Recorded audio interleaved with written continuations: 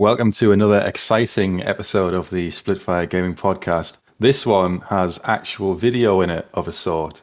We're going to try a tier list, and the two special guests that I've re-invited from a previous episode are Scott. Welcome back. Thank you very much. Thanks for having us again. Third time in a row. You've got the magic touch, or hang on, let me rephrase that. Celebrity sparkle. There we go. Honestly, it's just nice to be wanted somewhere. On the internet. Just anywhere. We've also got Steve back for another round of hot fantasy action. Hello again.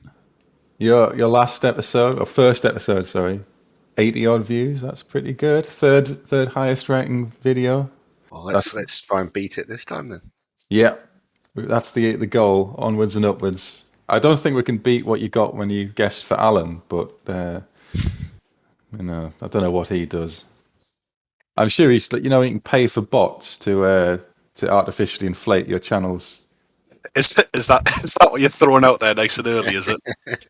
Well, I thought I'd get all of my shade thrown. That's how that's how you increase your count. You start artificial rivalries with other channels. So right. There we go. Right. Someone on a Facebook page was said, "Oh, does anyone got any battle reports?" And he said, "Oh, look here." And underneath, I just typed "shill," and he said, "Don't say that. He doesn't know it's a joke." Yeah, you're a bad man. Well, it's cutthroat. This it is the cutthroat world of this amateur hobby podcasting business. It's we're talking about tens of pence. Lives. Yeah, he could be the next Steve from Mountain Miniature Wargaming. No, he knows the rules. Oh. I've got some aloe vera I could send over for that burn. Since you started doing Warhammer Armies projects over, I've not unsubscribed, but I used to pay the £5 a month to get his extra content. But nah, if you go back to Fantasy 8th, I will. But I'm not paying for Warhammer Armies project. I'll stop watching anyone that does WAP. Not interested. I'm not interested. It just turns immediately. I've lost any interest because I can see how fantasy needs change. Well, arguably needs changes, but too late. The rules are there. That's just my opinion. I'm agnostic in my interest. Agnostic. To be fair, I've never tried it, so maybe I am prejudging it. But I'm not going to change that. So this is the benefit of having guests that have been on previously, is you don't really have to introduce them. That's the only reason you keep inviting us back, isn't it? It saves Pure me laziness. time. Yeah. I just get complaints off previous guests saying, or Alan saying, "You never have me on anymore."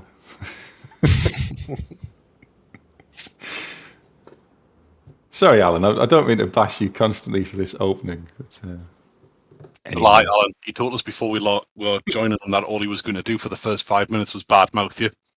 Yeah, you need a rivalry. You need a good rivalry. It's how these things. It's like the WWF. That's how you market yourself. Anyway, I don't know where that was going, but we have decided to follow on from our top 5 spells episode. I know we sort of threw around the idea of could we do laws, so we've decided to do all the laws in one of in rank order. So this is an idea that I didn't come up with. I just stole it from other YouTube channels, and it is a tier list. So that should appear there. Clearly, the Winds of Magic have their predetermined symbols, but then I had to get sort of creative for the non-standard 8 laws. So, just so everyone's clear, you've got fire, beasts, from the bottom there, so the icons. Fire, beasts, metal, light, life, heavens, shadow, death, Slaanesh, Nurgle, Tzeentch, Big Waaagh, Little Waaagh, Gut Magic, Dark Magic, High Magic, Chaos Dwarf Magic, Beast Magic, Skaven Spells of Plague, Skaven Spells of Ruin, Nehekhara Magic, and Dwarven Runes. Because I couldn't find anything really to represent Dwarven Runes, so I just go for the anvil that you strike the runes on. You may as well just call it the anvil, because that's the only magic phase, isn't it? Unless you take the Ungrim Incarnate of Fire. Well, I've never ever seen that. We'll get a dwarf magic. I was thinking, does it count as magic? But yeah, you cast it in the magic phase. It counts. It's not a very wide selection. So the tiers have gone S, A, B, C, D, and trash. We were just talking before. These placements might change as we review more laws. So nothing's set in stone till the end, and the final results don't mean anything. It's just our opinion. So skip the end if you want. The best type of opinion, ones that simply don't matter. But like and subscribe for this waste of time exercise. So the first one is the Law of Fire. Where do we think this goes on our scale? I quite like it, but I'm sure that I'm not in the majority there. It's like a lot of laws, it's very, opponent dependent. It's excellent at killing chaff and horde units. I think it's a great law to have on a low-level caster. Its utility is the Fireball, which is really good, and Flame and Sword of Ruin, which I think is one of Steve's favourites. Yeah. But it's got some not very good spells in it all. Like, what's that one where it's D3 hits per rank of 5? That's the Piercing Bolts of Burning. Yeah, not a real fan of that. I wouldn't necessarily. Burning Head. Burning Head. That's not a good one. But I wouldn't discount it on a level 4 because of the casting values of the law. Yes, not at all. I mean, to be honest, as an initial placement, I'd throw out maybe C grade for fire. Like, I think it's got some uses in the right setup. Like, I actually think it's excellent. Like, I quite often take a level 1 of fire with my Chaos Dwarfs. Like, it's just another ranged threat. That's just tasty. I've taken a level 4 with fire with my Chaos Dwarfs before because it's one of the few casters in the game that can armor up and be semi-combat. So you get some utility out of the Cascading Fire Cloak, for example. Yeah. But I like the Flame Cage, the Sword of Ruin, and Fireball's always nice. Piercing Bolts is good against, the big horde units. Yeah, I think it's got decent spells collectively for me, with a couple of standouts, Fireball and Flame and Sword that you said. I just think there's certainly better out there, which kind of why for me it sits in the C grade. Yeah, I'd put it there. There isn't any spell that's a killer spell, really, that's going to get rid of your White Lions or Whoa. or your 1-up armor, Other elite infantry is available. Yeah. So yes, it's very much opponent dependent, but on a level 4 you can 2 dice pretty much every spell in the deck. Yeah. Apart from the last one, which on a 1 or 2, it's getting rid of, or certainly a level 1, like say a level 1, it's getting rid of chaff quite happily. Like, Fireball's always a threat. I like Fireball, especially because anything ethereal it's a good way of getting rid of that. Yeah, really upsets X rates. Yeah, upsets me. So if you're going for a combat heavy army with little or no shooting, it can be a nice law to take. It gives you those tools to deal with stuff you're otherwise struggling with.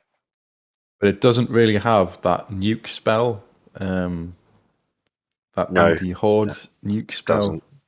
Not the sort of elite horde nuke spells.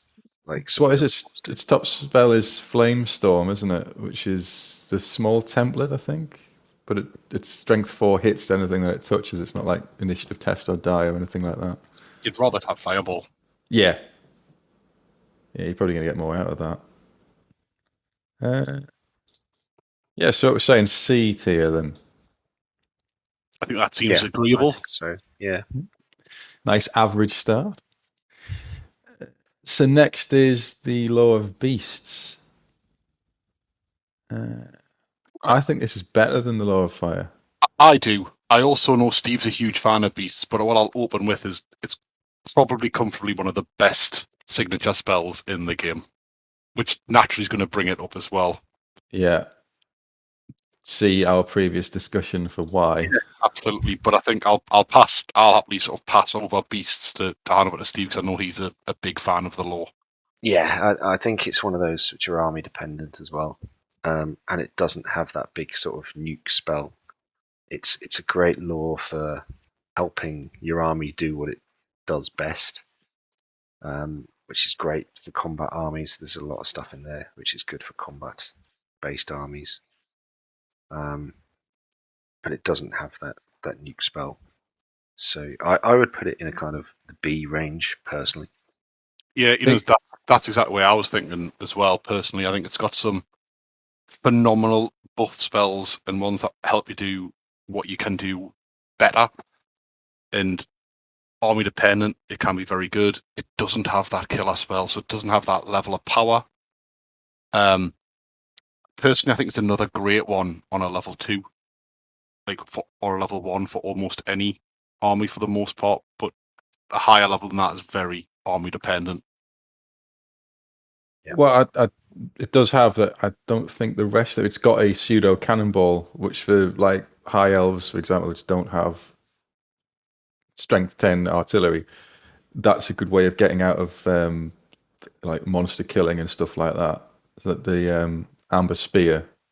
Yeah, that's a good spell, especially for armies like Beastmen, which don't have access to any artillery at all apart from Cygors.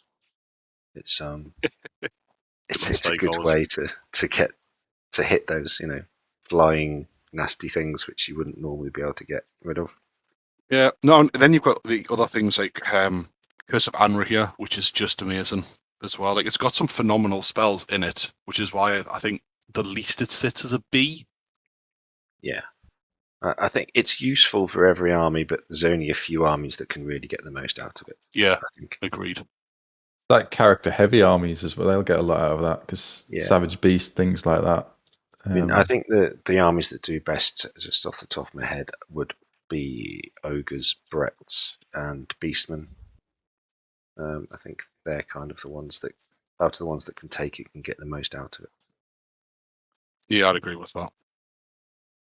Yeah, and it's on its downside though, like its top spell, that transformation. It's more of a, it's almost like a gimmick, isn't it? Yeah, it's hilarious when you can get it off. Because you lose the use of the wizard. My level 4 wizard in. Oh look, now he's a mountain chimera. Just chews up an entire unit. Fair play. If you pull that off, you deserve it. But yeah, I think overall, it's not actually the number 6 spell isn't the spell you want from the law. No, it's well, that just automatically switch that out for Wissons, I think. What's it got? Magic Missile. Well, it's direct damage, isn't it? Flock of Doom. So it's 2d6 strength 2, which is it's not terrible. It's reasonable for chaff, and plunking the odd wound off war machines and things like that. But it's got a massive range, which helps. Which I tend to try and plink off war machine wounds with it generally. Is it 48 Flock of Doom? It can be boosted. It's 40. Yeah. That's quite cheap as well, isn't it? Yeah, relatively. Like I say, I think Beast is just an all-round good law, and most of the casting values are relatively small as well, with the exception of transformation, which no one actually really wants. Yeah, you don't have to really worry about that. That's you're a slaughtermaster. Yeah. That's, I don't know, because I think I'd rather have a slaughtermaster with just still casting and have savage beasts on him, just absolutely ripping it up. That +3 to his strength. And attacks. And attacks. I don't know. I would think B, but there's certain armies where it would be A. No, for certain armies it would definitely be A. I just think as an all-comers law, it has to be at a B. B. Yeah, I'll go with B. Yeah, I'm agree with that. Just as an all-rounder. So that's where I put it. Yeah. So next is the Law of Metal. Oh, I love Law of Metal. I really like Law of Metal. I love Law of Metal. I mean, don't get me wrong, again, it is very opposition and army dependent on how good it actually is. It is useful against every army. Similar to Beasts, it's useful against almost everyone, but it's not great against a lot. You're playing a heavy Empire horse list, etc., like cavalry list. Like it's incredible. You're playing sort of skull crushers, goodbye, etc. Like it's amazing. And Final Transmutation is one of my favorite spells, as is Enchanted Blades. But if you're playing something like herds, not so much. Yes, exactly. Or VC, yeah. Unless you've got a unit of Black Knights, it's essentially a pointless law.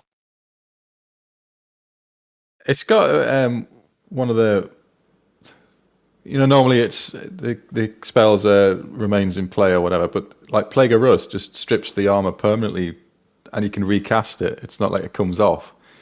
So I quite like that but then how many times do you have to cast that to get?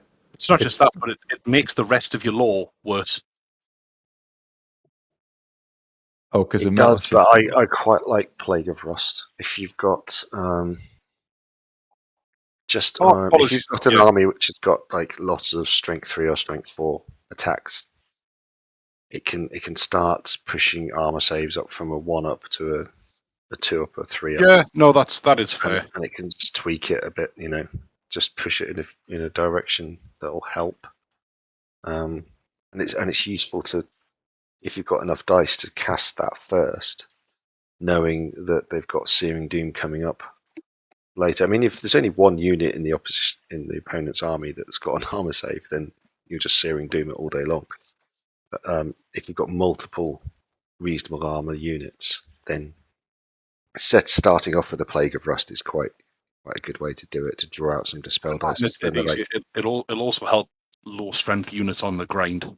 Yeah, it will a lot. Especially since like the heavy elite infantry, like Blackguard, they've only got a 5 up armor save, so you don't have to cast this much to get rid of most, if not all, of their armor.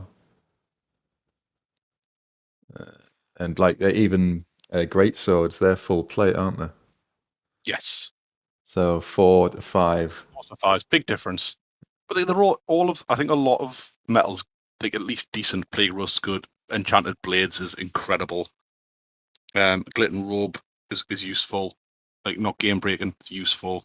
Golden Hounds is absolute trash. Yeah, that's a write-off spell, Golden Hounds. Transmutation of Lead is decent. Relatively high cast value for what it does, but it's decent. And Final Trans is excellent. High cast, but fantastic spell. I'm not too enamored of Transmutation of Lead because it's high cast. It's 12, and the armor save. I mean, yeah, it's -1 weapon skill and ballistic skill, but the armor save isn't a permanent reduction. And you're really casting it for like that short-term combat where you want less armor save, or to minimize that weapon skill ballistic skill. But it is a high cast for what it does.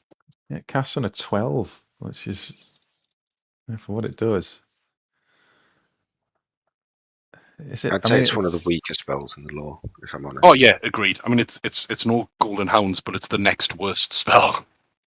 Yeah, Golden Hounds is trash. All you have to do to change that is so you can't take a look out. So agreed.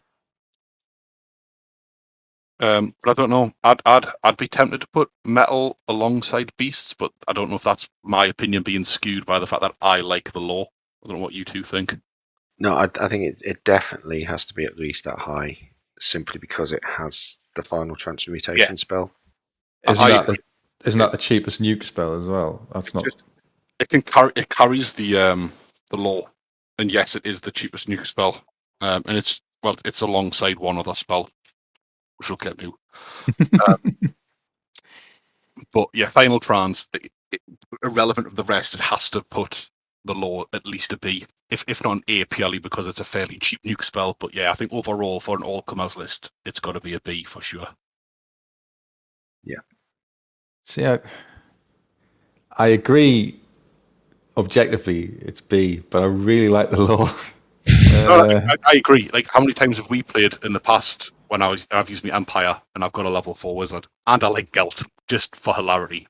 He's insane on that. Level, is he +5 or something to cast him? Plus 6, yeah. It's ridiculous. We'll put it B. Put it. Yeah, like we can review it if you like. But like for me, I think there's so many in an all-comers list for all armies. There's a lot of other laws you'll take ahead of metal. Yeah, that's probably true. And I think that's the deciding factor. Like, you can't put it higher than that per se because there's other laws you would take ahead of metal. Well, like a really small, concentrated all cavalry 1-up save force. I think brilliant. I'm in here. Right. So next is light. I know we're saying that about all of them, but it is quite situational. If you're playing undead or demons, it's a lot better than. Yes, like without a shadow of a doubt. But I actually think light has got some of the. It's some of the best utility in the game. Yeah, it's a really excellent buff law. I'd put this kind of, in my mind, I sit it alongside Heavens as just an incredible utilitarian law. Like, I never pick, like, I always pick something else for light. So you play elves, and light is pointless for the most part for elves. Like, not totally pointless, don't get us wrong, but all it does is buff what you already do better than most armies. I played a doubles game a couple of months ago, and I forced myself to pick light just because it's it's a daft game. It's it's nothing serious. We're just having a daft big game. Yeah, and I think I got the most value out of Forest Protection just because it really protects that unit for like it's a -1 to hit a unit, and if you're shooting at it with a cannon, you've got to roll that 4 up to do it. Or it's got some awesome combos in the law. I mean, you get Fire's Protection off, you get Speed of Light off. Suddenly you're fighting someone who's weapon skill 10 and you're -1 to hit them. You could be hitting on 6s quite easily. It's for some armies, it's an awesome law. Like I would say, things like an incredible lizards. one on a semi-aggressive like lizard men list, or you're running a light council is always excellent. Yeah, that light council because it's banishment plus a couple of level 1s, isn't it? Is that how it works? If you've got a level 1 within X distance, yeah, it's any kind of law of like wizard within 12 of the caster, and then it adds an extra strength to the banishment spell. So suddenly it's becoming strength 5, strength 6, or even strength 7. And 2d6 strength 7 is great against every army. Yeah. Especially when you're re-rolling ward saves. Oh yes, that's a bit that everyone forgets. Well, I certainly forget. Mm-hmm. Yeah, banishment is just. I mean, like some laws, it doesn't have a killer spell like inherently baked into it. Yeah, it's much like beasts. It makes your army a lot better at doing what it already does. What I think this does that beast doesn't to a degree is light can really fix certain armies' shortcomings. Like light is great on like lizard men where they don't have initiative, don't have weapon skill. Whereas suddenly you've got, if you're force protection and speed of light, for example, all of a sudden that block of Saurus is a different proposition to what it was previously.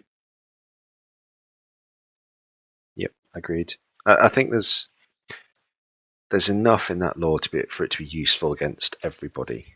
But as you say, hasn't got a killer spell in it, so it's never going to be top, I think. But it's still, I think it's a good law.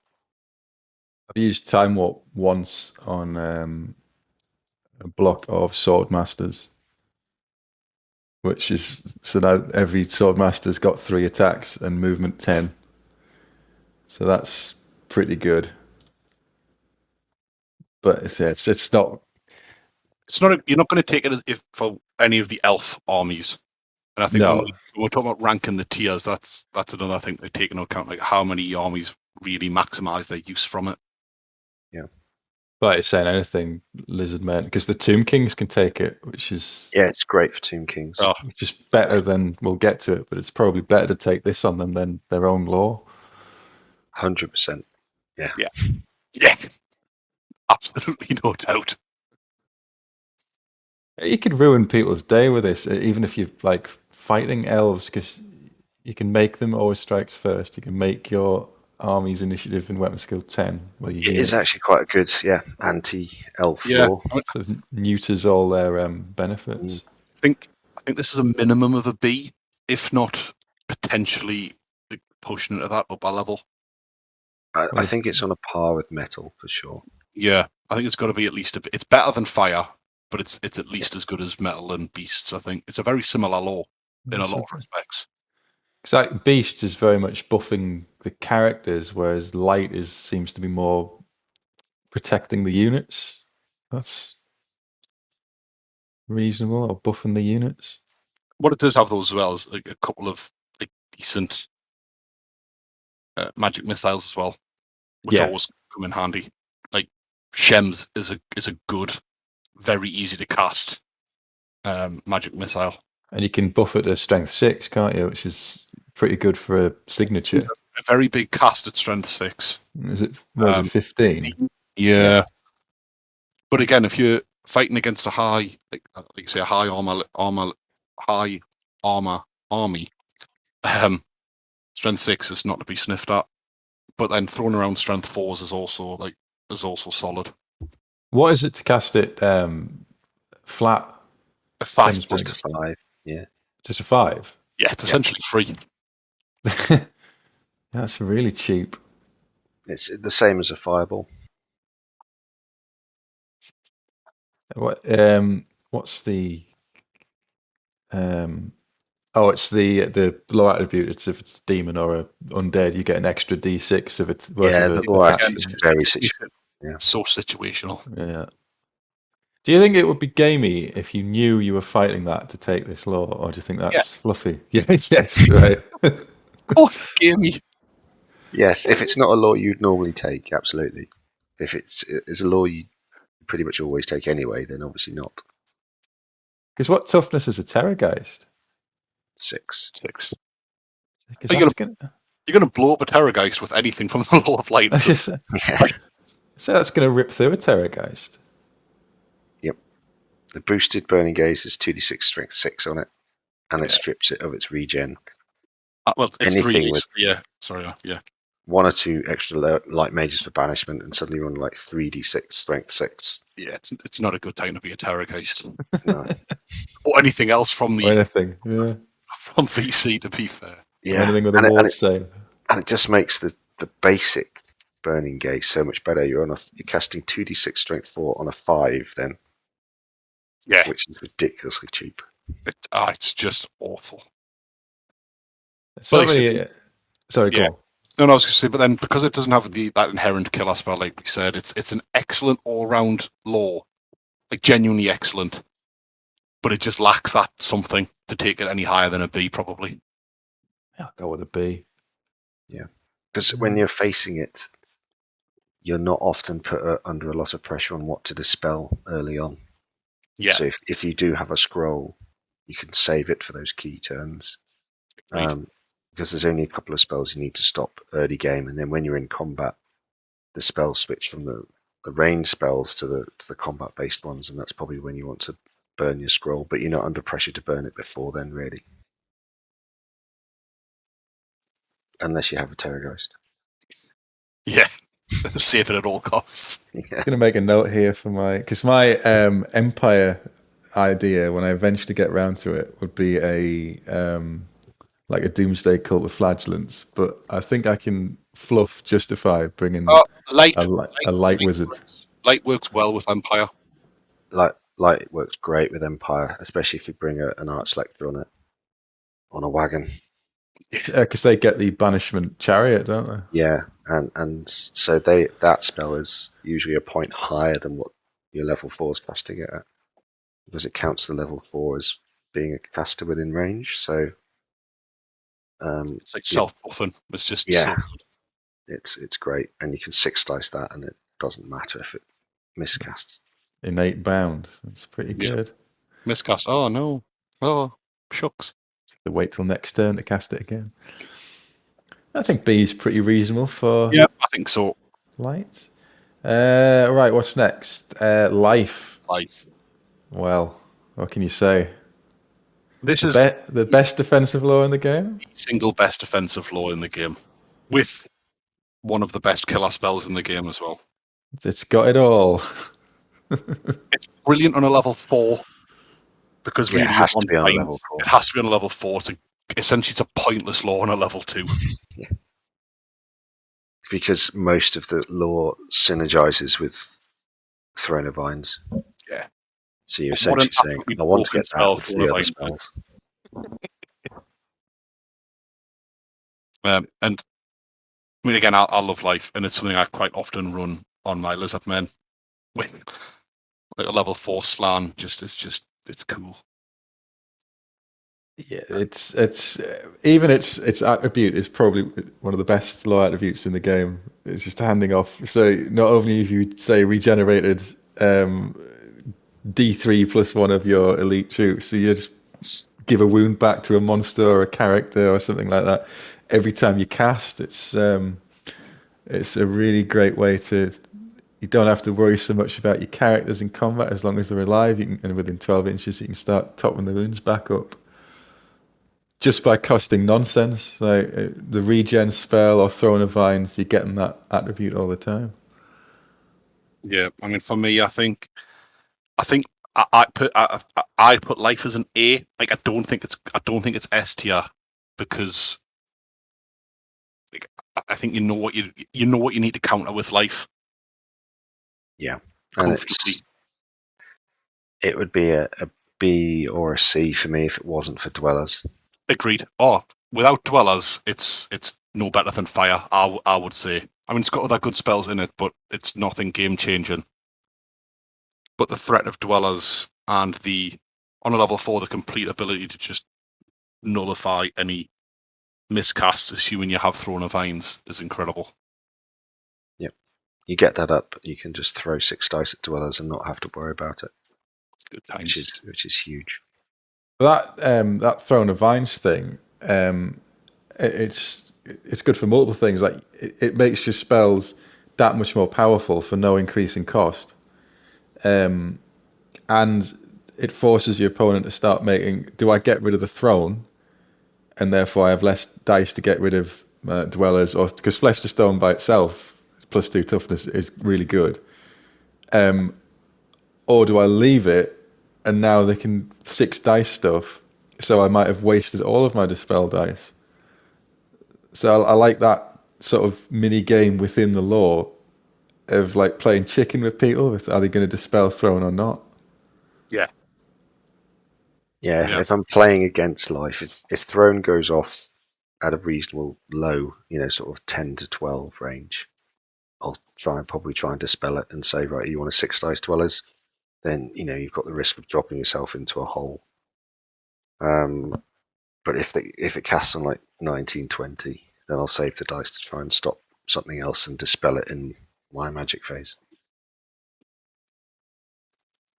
And you can is it 24? You can cast the big Dwellers on.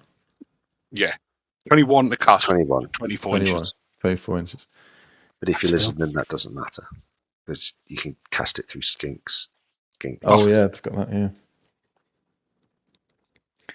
What are the other? So there's regrowth, which is if you get everything's like it's all right, but when you get thrown up, it's really good. Like D6 plus 1 infantry back is. But with Thrones, everything's excellent. Yeah. Yeah. I mean, Shield of Thorns is a bit meh. That's Yeah, but if you've got a low magic attacking army, it's a nice way to get rid of ethereal. It is, yeah. It's a nice way to get rid of ethereal. And it's remains of playing it, so it's another. It's another pain in the arse for them to waste dice on to get rid of, or leave where it is, and it might actually chip off some wounds on whatever the units touch. Yeah, that's. I mean, I think it's. I'd put it on a par with probably fire for the most. With if it wasn't for how disgusting Throne of Vines is and how incredible Dwellers is. Yeah, I would agree, and that pushes it. Yeah, as Scott says, into the A bracket for me as well, which is why it's comped. Yes, yes, it is. S is maybe. I wouldn't put it into the S category just because the rest of the lore isn't all that. Yeah, it's pointless on a level anything less than a level 4. Yeah, that's true. Yeah. So being an S because a level 2 on life, like fill your boots. Yeah, you definitely need that 4. Decent spells, but nothing game break. And if I'm taking a level 2, I'd rather take fire. Yeah, all right. Yeah. Okay. Well, we'll leave it today. Or light or beasts. In fact, essentially anything else. Anything on a low level caster other than life, to be honest, which definitely rules out the S category for me. Am I going to have to rename these tiers to like level 2 tier, level 1 tier? Well, they would change. Yeah. I think we're looking at collectively what would you normally take. You normally have a level 4 for the most part. Or most people have a level 4. I feel like I'm one of those people in the Monty Python sketch at the back who puts his hand up and goes, not me. No, I know you very often don't have any magic at all. And to be fair, I quite often run no magic in certain lists. And I know Andy, he often runs no wizards. But I think most people run level 4s. If nothing else, they'll run it just to combat the opposition's level 4. Yeah. At tournaments, probably most people run a level 4. It's just you flying around on your fire belly like a lunatic. Firebelly General. Yes, let's get that right. Let's give him the respect he deserves. What a legend. More results of LSD. Go to. It then takes us on to, again, Law of Heavens. Yes, Heavens. Which I was taken to task by Scott for denigrating the Law of Heavens. I think it's an excellent law, to be honest. I do like it. Yeah. I like some of it. I don't like others. I like harmonic convergence was in my top 5, so I really like that, and I really like the signature because it's really cheap and got a good range. But it does have Wind Blast, which is probably one of the most useless spells in the game. Stops artillery casting. Does it count as moving? Yeah, of course it does. I'd rather just take the bullet. I believe, unless I'm wrong, actually. Let's have a look. I don't think it would stop. No, it doesn't. Moving in the newer magic phase. No, I think I was confusing it with the spell from the Empire Slaanesh thing and the Law of Slaanesh. Yeah, sorry. Still, I mean, it's not a great spell, but it's not a horrendous spell. Oh, it's every law's got its weaks, but like it's no different or no worse than Gehenna's Golden Hounds, I suppose. I mean, it's still decent against flying chaff, for example, because you still get the broiling skies attribute. It did me really well against that Dark Elf Master on Pegasus. I think Wind Blast's the only bad spell, or arguably bad spell in the lore, though. I think every other spell is at least good. But it can be useful in the right circumstance, like most spells. Like it can push that unit just a little bit further away into, yes, I'm probably going to make that charge, into it's more likely I'm not going to make that charge now, which can be very useful. But that's very situational. Yeah. Oh, yeah. And I mean, I think it's the worst spell of there. It's not the worst. It's not a horrendous spell. It's not Gehenna's. But every other spell in the lore's good. Yeah, I think Curse is probably slightly too expensive for what it does. But apart from that, Yeah, you're right. Thunderbolt's decent. Decent. That's all it is, but it's decent. Yeah, But these are decent strength 6 rather than the standard strength 4, so that's quite a upgrade in strength. You can still 2 dice it on a level 4 with a reasonable chance for success. Comet I love Comet. Agreed. It's just awesome board control. Chain Lightning, to be honest, I don't often cast that because it's quite high, and quite often it doesn't do much more than I want Thunderbolt to do. Yeah, it's amazing when it works against a castled dwarf list. Yeah. Or an Empire gun line. Like all of a sudden you're just blasting things off the board. It's that annoying thing of you cast it and then it just fizzles out. You don't roll that 3 up. Oh yeah, 100%. I might as well have cast Thunderbolt. And it's really good with some armies. I love it with my Bretonians, for example. It's a board control that, like, say, Comet gives you with the buffs or debuffs of the rest of the lore. I just think it's great. Yeah, I mean, harmonic convergence on Bretonian Knights is great. Curse the Midnight Wind against some things the Bretonian Knights are facing can remove a lot of killing blow, etc. Good against poison as well, isn't it? Yep. Getting rid of them 6s. And helps get around a poison. Yep. And Ice Shard is just an awesome signature spell. Oh yeah. Again, this one's it doesn't have what it doesn't have though is that outrageous killer spell. No, it doesn't. No. Like, I love Comet, and for some armies it's crippling, but it's not a. You can avoid it. Click and take that White Lion unit off the board. Well, even if you're elves, you can march out the way of that. If it doesn't come down in 2 turns, you've got away with it. However, you can't dispel it. You can't dispel it, but you can move away from it. But I think because of how situational it is, I think, again, in some aspects it's amazing, but I'd struggle to rank it higher than a B, despite the fact that I absolutely love the lore. Yeah, I would agree. I think it's firmly in the sort of the BC range, but leaning more towards the B. Yeah, I think it's slightly better than Fire, but you could say it's not as good as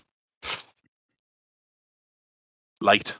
Arguably, I think they're very similar laws. I'd probably put it in the same bracket as those. To be honest, I would. I think it belongs in B, but it's more BC, and something like Light is more, I think, AB.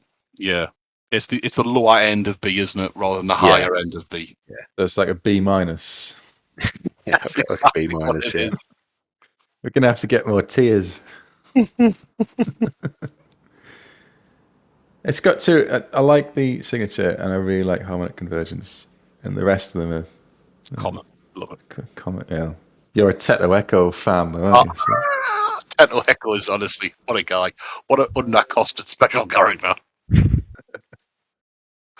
No wonder he's comped, broke a little fella that he is. He's not a Lariel broke, but he's broke for a hero. Well, there's no need to get personal. Get a Lariel with the Banner of Avalon, then she's +8s to cast life on her own unit. It's a change from the Banner of the World Dragon, I suppose. Yeah, well, I mean, that's it. It's all about mixing it up. Well, you can put that on the unit standard, and you give the BSB Banner of Avalon. Oh yeah, that's a bit of overkill. Problem solved. Everybody likes playing that. Right, so anyway, we're saying B for that. I think that's fair. I think so. What's next? Shadow. I love Shadow. The more I learn about everyone loves Shadow. Yeah, the more I play it, the more I like it. It's a great lore. It's incredible. I think I'm just going to put out there, and it's got to be an A minimum.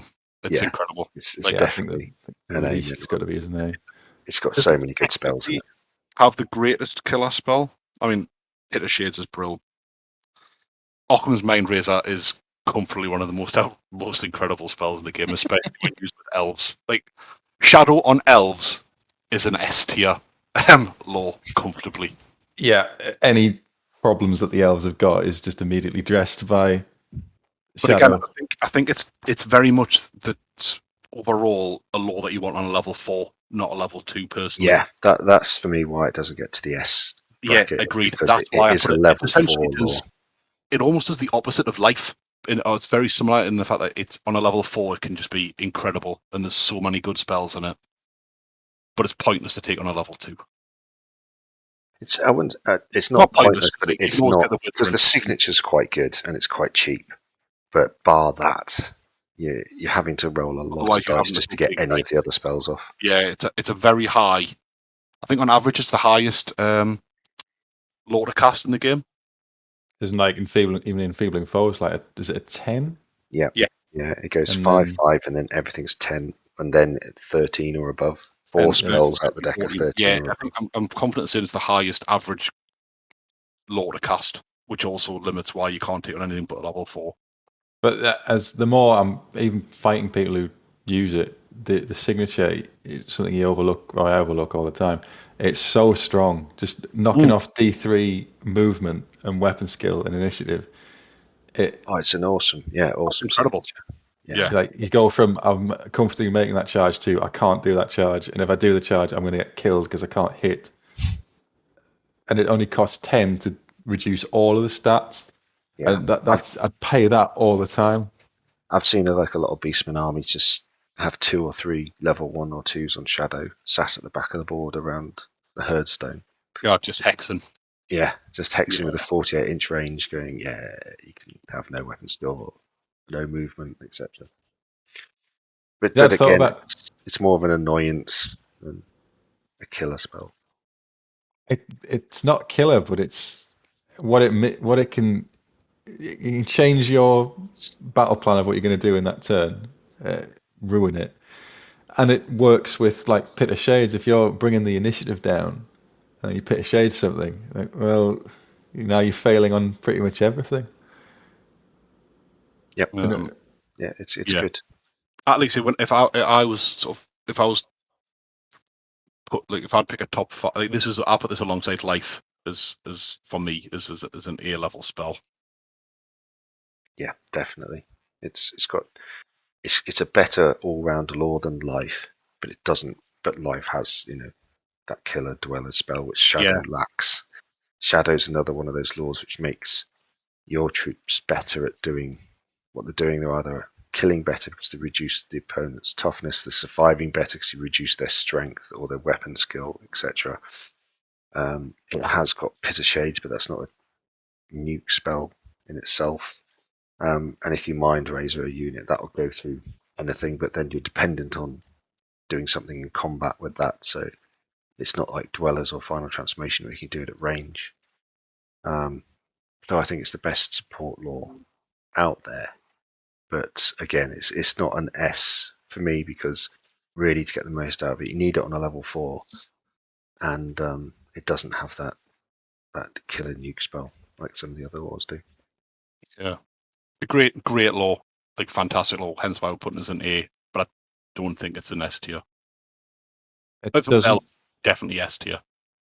Yeah, but as an all comers, I think it's an A. And it only has really one spell that maybe I've never used. I don't know if you'd say it's useless or not, but Steed of Shadows, but you can always drop that for the signature. So there's no real... You're never going to roll something on Shadow and think, I've rolled something that I'm never going to use. No, it's only if, you want to... it's a character, isn't it? If you've got a...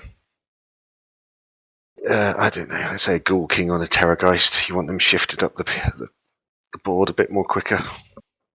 Yeah, that could be hilarious. Or a Doom Ball.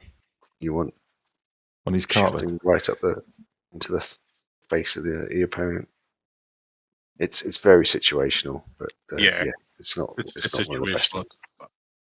Unless you've got someone who can specifically make use of it, it's always the first one if you roll to swap it out for the second. Yeah, I'd always swap that for something else. And the lore attribute isn't great. No. But I think that's a testament to how good the lore is, that you don't really mind that the lore attribute doesn't do anything, or you never use it. Yeah, that's true.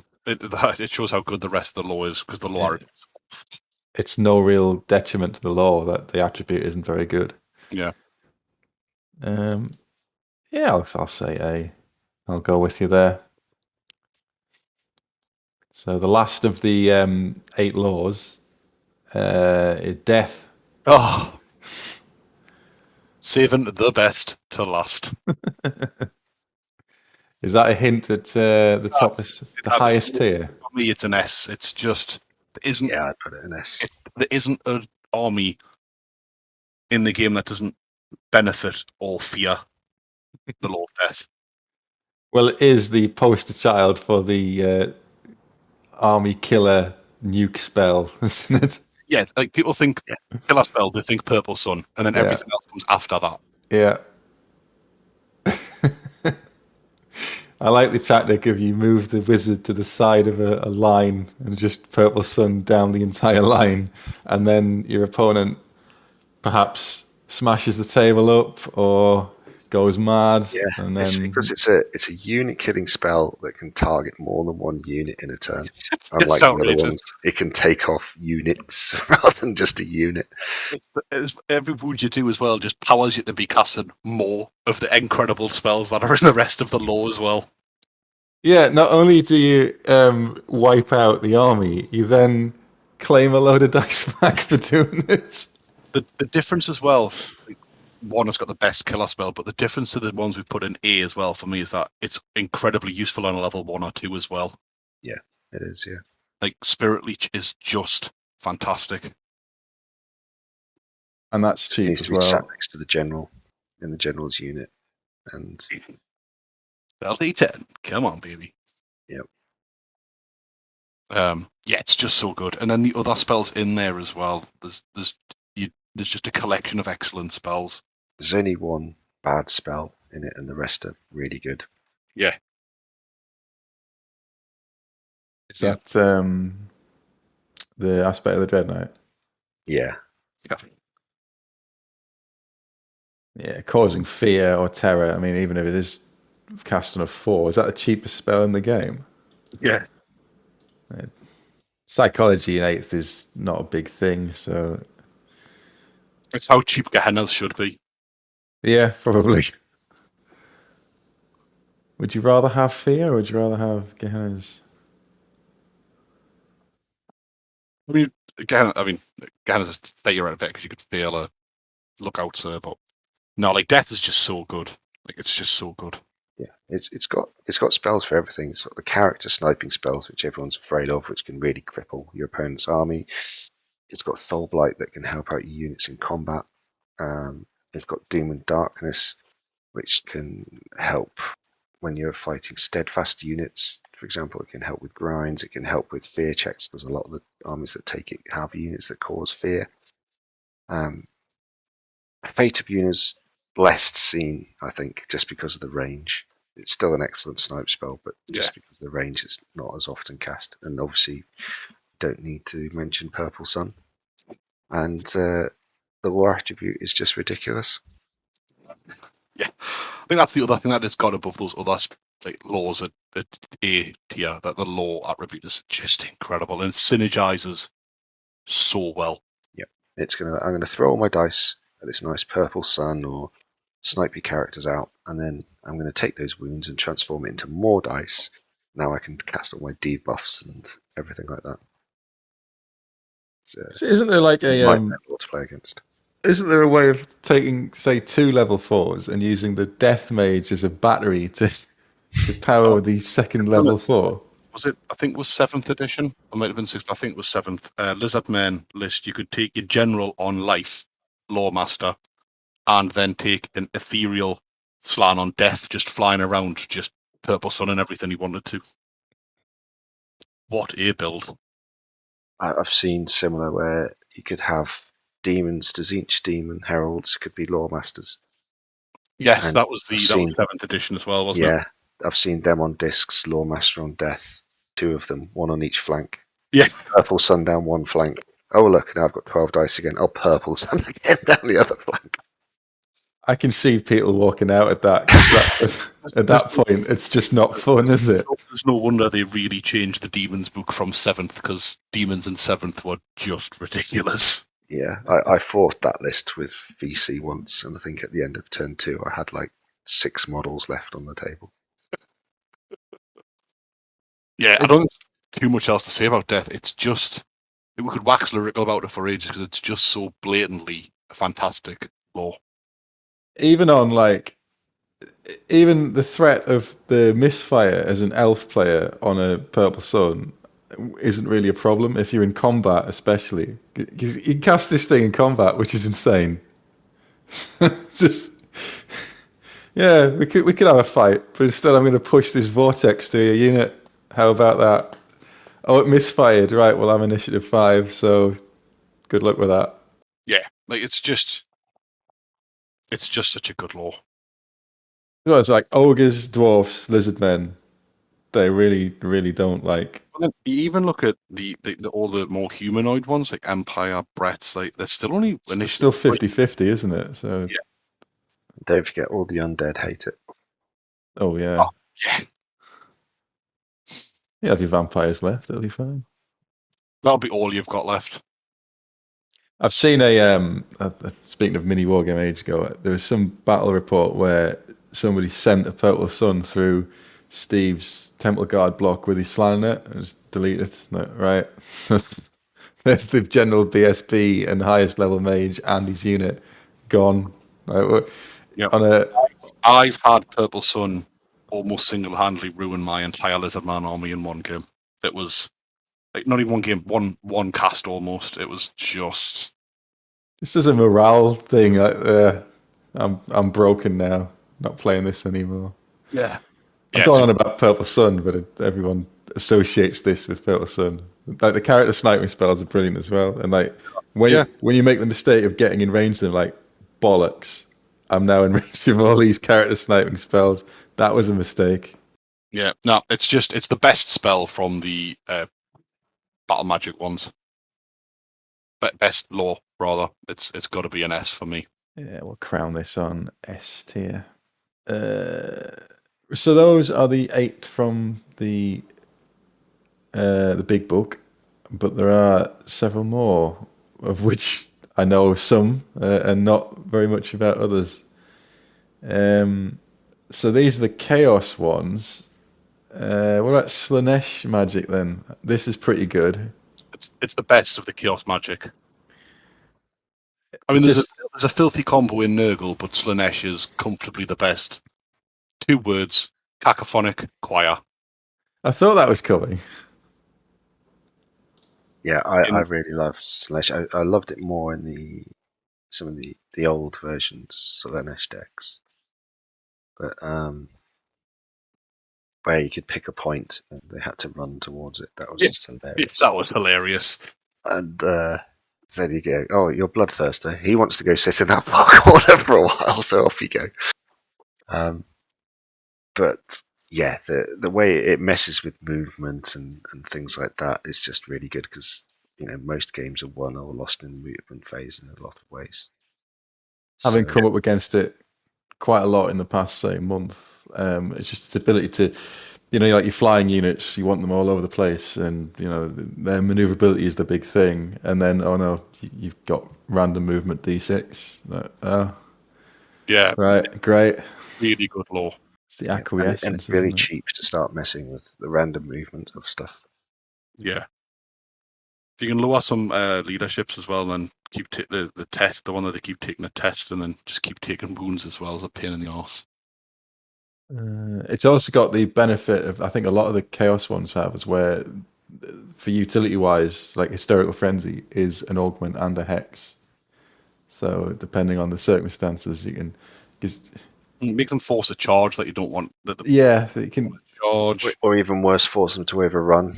Yes, yeah, like feed them a little bit of chaff, force them off the board. It's just an excellent. It's definitely for me the best overall Chaos magic, especially for demons.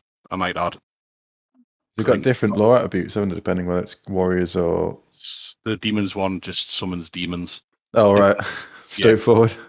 But it's I think Slaanesh Magic's excellent. To be honest, I think it's very underrated, and I think it's very powerful. What about on our chart then? Do you think it's as B? You think it's as good as Shadow? Or? It's not as good as Shadow. Oh, it's not as good as Shadow. But it's definitely better than Fire, B? Yeah, I'd definitely put it in the B range. No, I always thought that Nurgle was supposed to be probably the best magic lore of the Chaos side, but I don't know that much about Chaos. I've come up against it, and it's short range. It's got a disgusting combination of spells where you go toughness, take toughness tests, keep taking toughness, keep killing things. Is that Rancid Visitations? That's horrible. Because you keep, until you pass the toughness test, you keep taking the D6 wounds, don't you? And even its signature, isn't that like an augment or a hex, depending on who you cast it on? Isn't it Stream of Corruption? Oh, sorry, yeah, Stream of Corruption. Is it? What am I thinking of? Which is not a good signature spell, I think. No. It's a good lore, but I don't think it's a brilliant lore. It's almost like Lore of Life, isn't it? Just with how it can buff toughness and add regen and improve regen. There's only a couple of races that can take it as well. So obviously, like the Slaanesh one, so you've got to. It's you look at it in much more isolation than you do the rest of the laws that we've looked at. I think apart from that nasty combination, which to be honest I've never seen anyone get off both of them in one single magic phase, although I'm sure it's happened. Just the leper, isn't it? Just the leper Rancid Visitations. Yeah. Don't let it happen.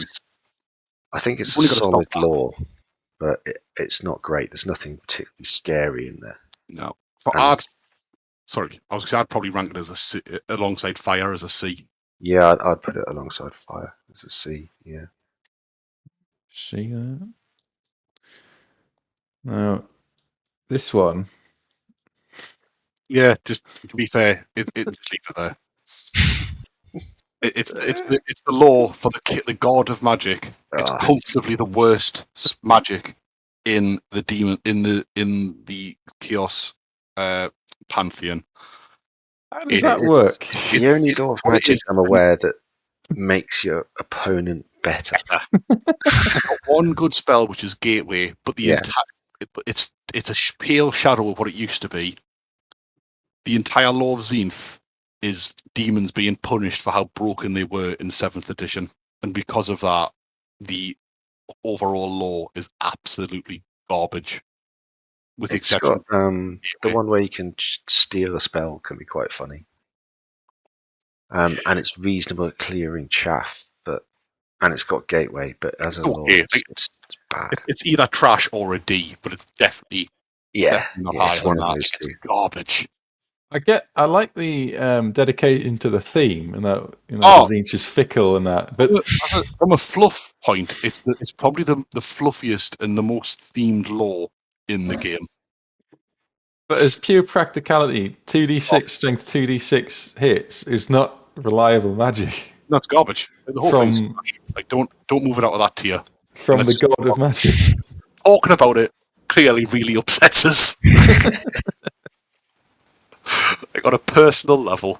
I think Scott needs to have some therapy around it. I just need to go take a break, just go cry for them in the corner to get over what they've done to Tzeentch magic. Yeah. Go have a stiff drink. Yeah, pour a whiskey just to get over this. Yeah. I take it you were an ex-demon player then. Have we not played with Use My Demons? It's probably because I know you'll take Banner the World Dragon, just upsets us on a personal level as well. Honestly, the magic upsets you. The banner that makes them almost immune to anything that demons can bring upsets you. What cheers you up? Oh, and I don't play a Nurgle wall, so I actually make it relatively difficult. -1 to hit. Oh, you can't do the 3-up rerollable Disco Lord. Don't need it. Don't need it. But yeah, leave Tzeentch there and let's not talk about it ever again. If you ever taken that, I think most people would just take metal.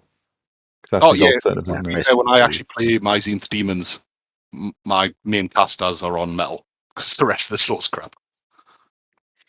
This is now going into territory that I have no idea about, except for a few really strong spells. So this is the law of the... Is it the big Waaagh, the orc one? Yeah. Now, I know this has got some really quite potentially devastating spells, such as Foot of Gork. I know Scott plays this a lot more than I do, so... Love. I think it's one of the most hilarious spells in the game. It's not if you're on the receiving end of it. The thing is, though, it very rarely goes as well as you want it to, but when it does, it's just comfortably one of the most hilarious things in the game, where you just have, like, it's a 15 to cast, so it's not an easy cast. It's got a cracking range of 36 inches, but like it does scatter. But then everything takes a strength 6 hit with multi-wound, so it stamps ogres to death comfortably as well. Stamps hard. And then on a 4-up, it stamps again on another unit. Like, it just keeps doing it every time. That's the insult to injury that I don't like about it. Like, right, you've weathered this storm. Oh no, it's going to go off again. And it's like Chimeras never fail their 4-up regen. Nobody ever fails the 4-up recast. The foot. It's on a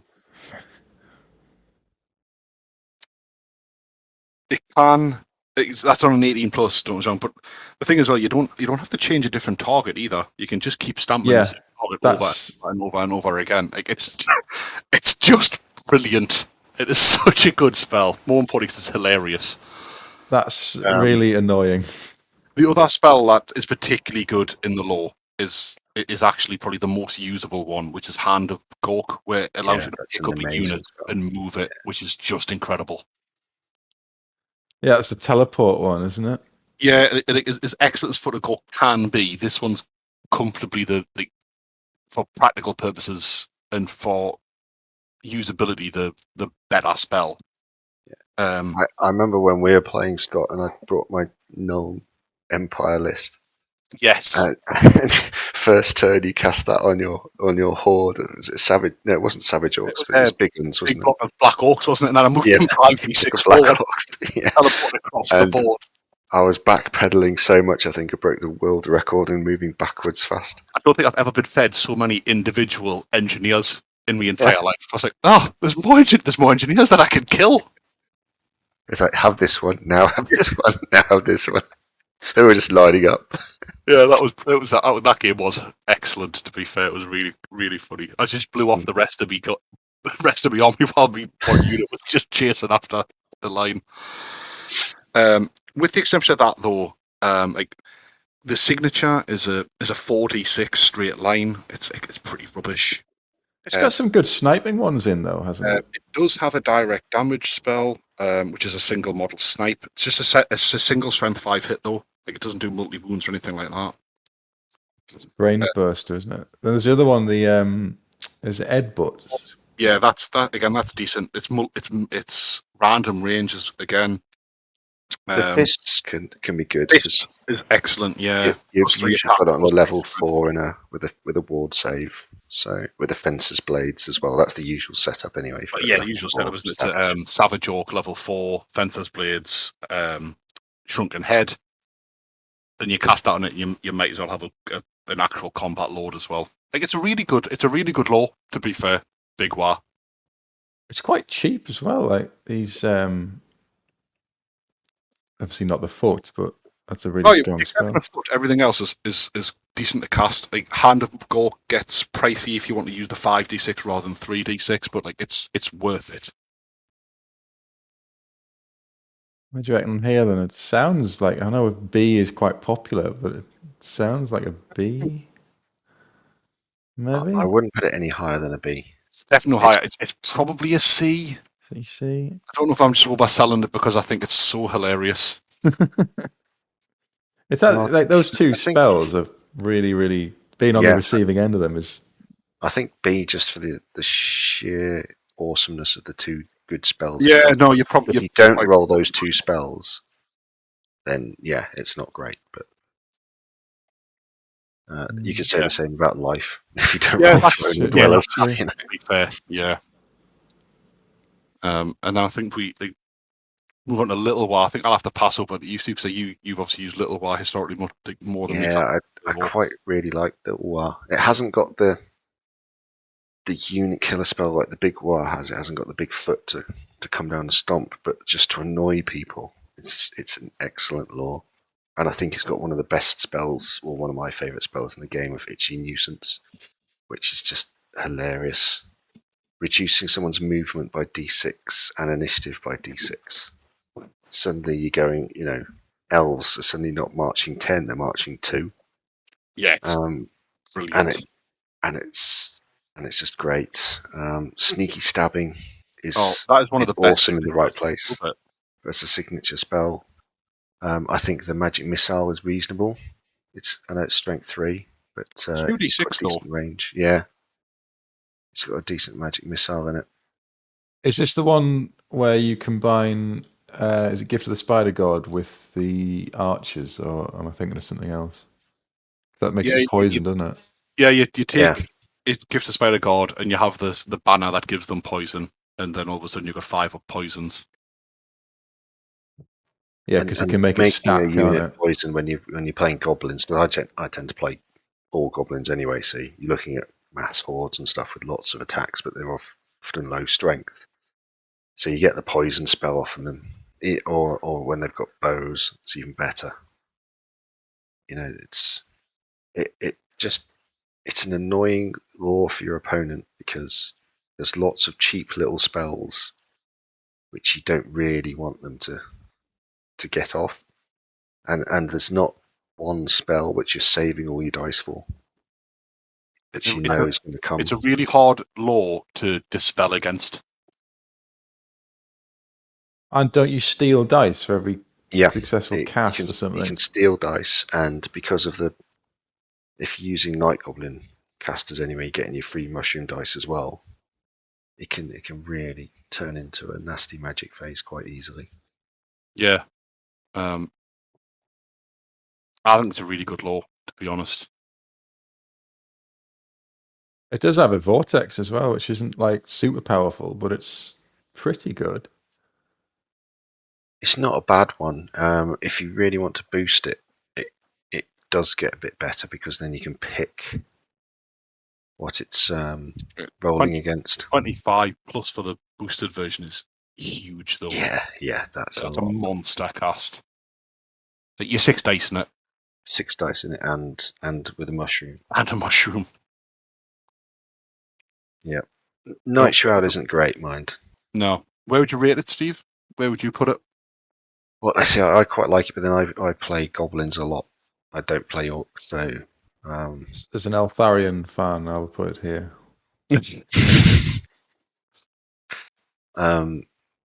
But it's a democracy, apparently, so... It's a really good level 2 lore. Yeah, it's an excellent level 2 lore. So I would put it probably on a par with Fire. Yeah. It's got a lot of good spells you can get off with low casting values, but none of which are, going to win your games in themselves. Yeah, I'd agree with that. I think overall, oddly enough, it's a better lore than Big Waaagh. The Big Waaagh has those 2 better spells in it. I was going to say that I think on a level 2 for sure, Little Waaagh is comfortably better than Big Waaagh, which actually means maybe Big Waaagh slightly over scored and it should be a C as well. But you're right; those 2 spells in Big Waaagh can win you the game. Yeah, I mean, if I ever took a mix, I'd probably take level 4 on Big Waaagh and 2 level 2s on Little Waaagh. Yeah, I think I'd agree with that as well. Are we happy with where the orc rankings are? Because I literally haven't, other than getting stomped on, I have very little experience of them. I just think the Foot of Gork and the movement spells are just so good. They are good. Yeah, puts it over there. Yeah. You kind of elevates it above the Little Waaagh, but I do think the Little Waaagh is a really good lore. I think it's at the top end of C. Definitely. Sure. And I think C plus. If we're doing rankings purely for level 2s, it would be right up there because it's so good. Yeah, it would be. So there's a lot of cheap spells that it's easy for level 2 to cast. we're not doing different. We're not doing this again for different levels. What do you think this for a level 1? Oh God, yeah. But, no, I think C plus. I don't think it's quite as good as the ones in B. No, I think that's fair. Yeah, so comparing it to, do you think it's as good as Beasts or Heavens? No. Perhaps not. What we've got next? More. Yes, the Ogre's personal magic. I think this is for how it helps its own army. I think it's quite a good law. It's good, but if you the issue is one, you have to take it on your level 4. No, you don't. You don't. Sorry, you don't. You have to take it. You have to take it. Period. Sorry. Yeah. The funniest thing about this law is that its big killer spells are actually designed to kill ogres. That's the main problem I've got with it. Because you'd never cast it. Because if you miscast it, you've killed your entire unit, not just your wizard. Yeah, your entire unit. And can't the opponent place it? It doesn't just randomly scatter it. Is that how it works? Yeah, that might be the case. I don't want me book to hand, to be honest, but I think it does. For me, I want to throw. I think it buffs ogres really well overall, but you're rolling for troll guts, so aren't you? The problem I have with more is it's short ranged, so everything has to stay in a bubble around your level 4 probably, and it's only really useful when you get into combat. I know you put extra toughness on and extra regen, it helps soak up runes from shooting, etc. But when you get to those few key turns, which are going to push the game one way or another, if the opponent has got a scroll, he probably hasn't burnt it by that stage because he hasn't needed to. So there's nothing scary in the lore to make him to draw out the scroll, to draw out the spell dice. So when you get to the key phases, fully through that key spell or two that you need. I think it's a C at best. It's got some good stuff, but its limitations are very obvious. Yeah, I know some people swear by it, but I think it only really works well if you play a bus list. Yeah, you've got to play the standard list to make it work.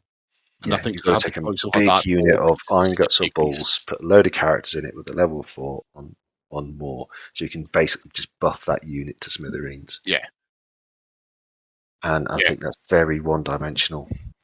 For a lore. If we're just picking it in that pristine setup, it's a very good lore. But that's not. It's not in a vacuum for me. Like I said, I think it's a C probably at best. Personally, I would agree. Because I've played ogres a few times, and even the regen isn't that much of a problem. Really?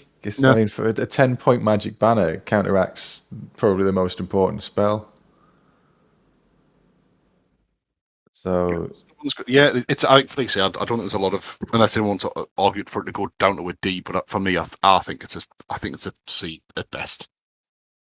I would say about a C minus. When we've done all the other laws, it may be worth looking at again to see if it needs to go down or up. But is it as good as the Law of Fire? Is it as good as Nurgle's Law? I'd actually probably say no, to be honest. Yeah, I would say no, but I'm not sure if it's D tier. As low as a D. It's definitely better than Tzeentch. That's comfortably. Well, if anything, actually, there might be something that ends up in trash tier. Yes, I think there will. Possibly. So, what's next? This is Dark Magic from the Bard Elves. So who has access to Dark? It's just Dark and Wood Elves, yeah. Who are arguably not so moral in themselves, but I mean, if we're talking about one of the most broken units in the game and their ability to use dark magic and then just cast away with warlocks, then I think it's comfortably an S level thing, just purely for the fact that you've got a mobile doom bolt. Yeah, the fast cavalry that can cast Doombolt. Can they? I don't think they can overcast it, but still. And the only risk they take is D3 wounds, which they Oh, yeah. get their ward save against. No, they can overcast it. Oh, they can overcast it. Yeah. They're broke. That is a pretty good Yeah, combination. but I think if we're just talking about the lore, we kind of have to ignore warlocks. Exactly. No, exactly. And I definitely don't think it's as good as high magic by a mile. It's a lot more destructive. Yes. I really like dark magic. It's one of my I like it favourite as well. lores. Yeah.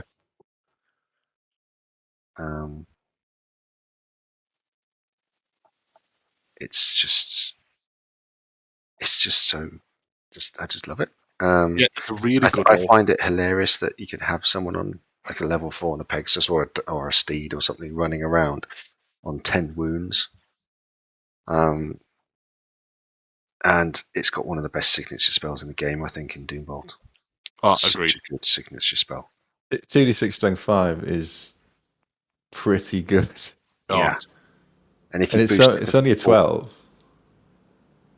You can throw 6 dice at it, boost it to 46 strength 5. You're probably going to get double, so you're going to get an extra 2d6 strength 1, which is probably going to chip off that extra wound or 2 you need to just finish off that monster you're targeting.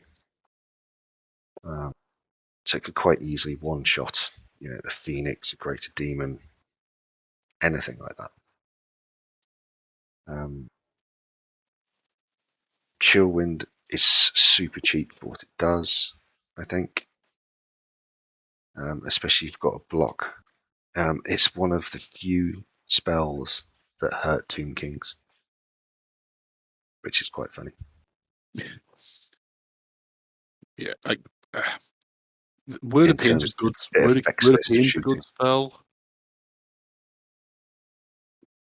Blade Wind's a good spell. You go through the list and it's just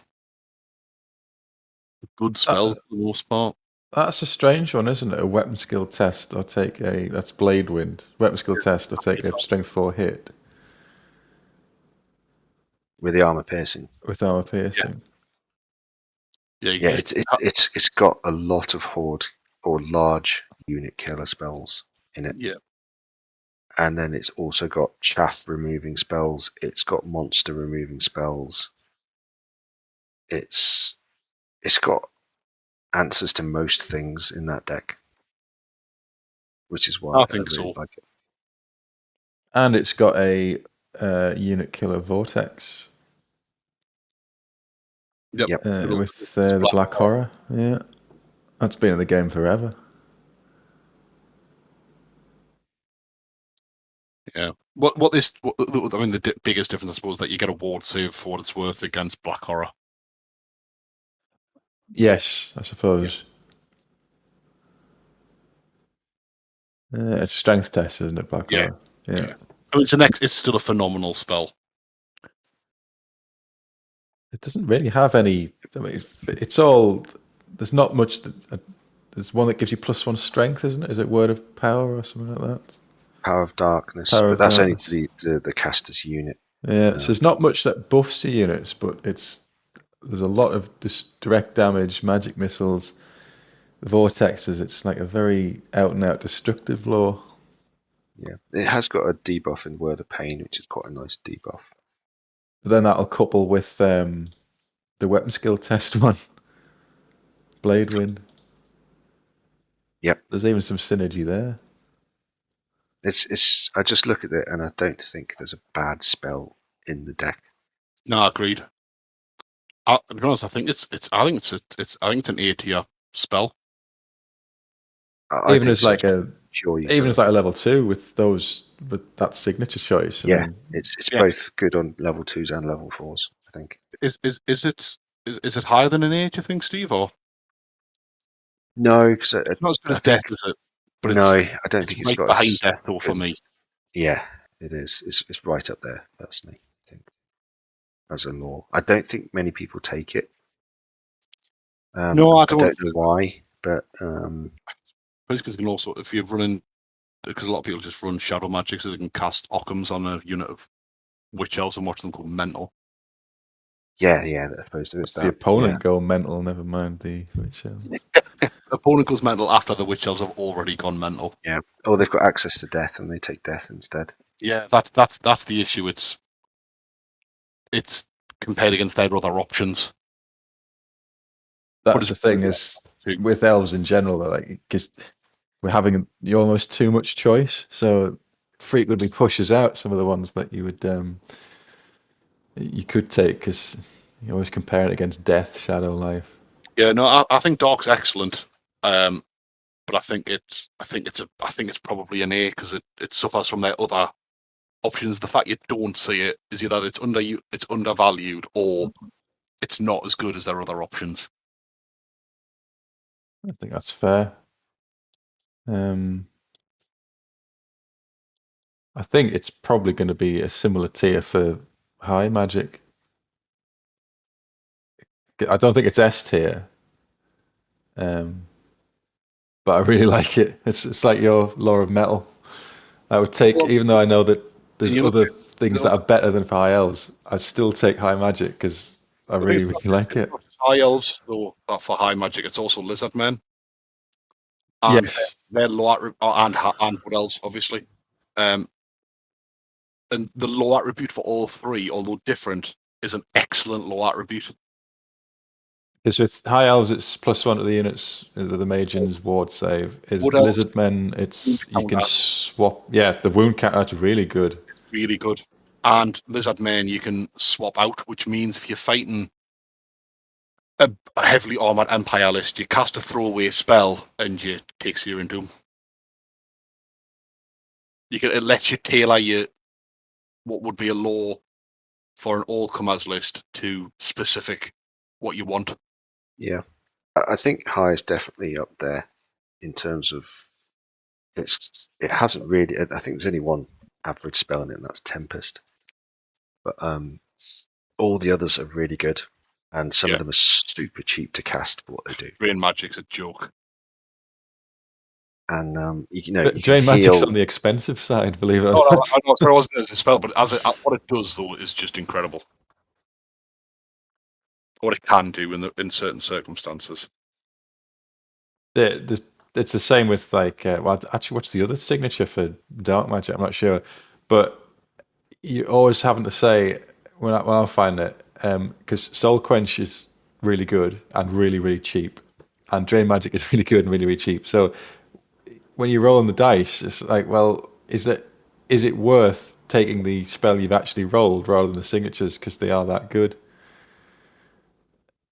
And it's a nice place to be, I suppose, for a lower magic where the signatures are. The only thing high doesn't have is a out and out killer spell.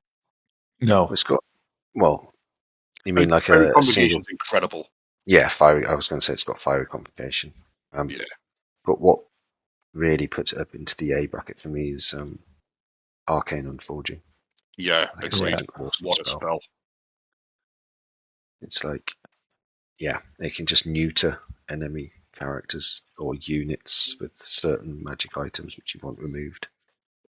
Banners for some description. Yeah, like the Rock Eye from Ogre Book, for example. That's obviously one that needs removing as soon as possible.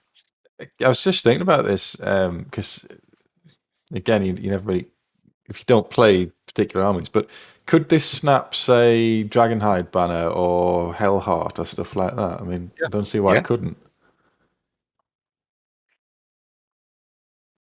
Yeah, High's an incredible law, to be honest. And as we've had before, it's got Fiery Convocation, which is my favourite spell in the game. Once it's off as well, it's just so difficult to dispel. Get rid of again. High base cast. Yeah, it's not like it's not like Purple Sun levels of destructive, but the investment you've got to put in to get rid of it is massive. Yeah. Is it 21 base? 19 base.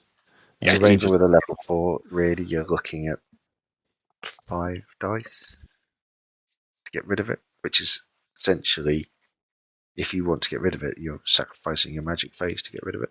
Yeah, I think it's arguably a better law than dark magic. I think it's on a par. I think I think Dark no, I think Magic it is has on. more I think it is on a par as hilly dark spells. Yeah, I think it's an easy tier A spell at law.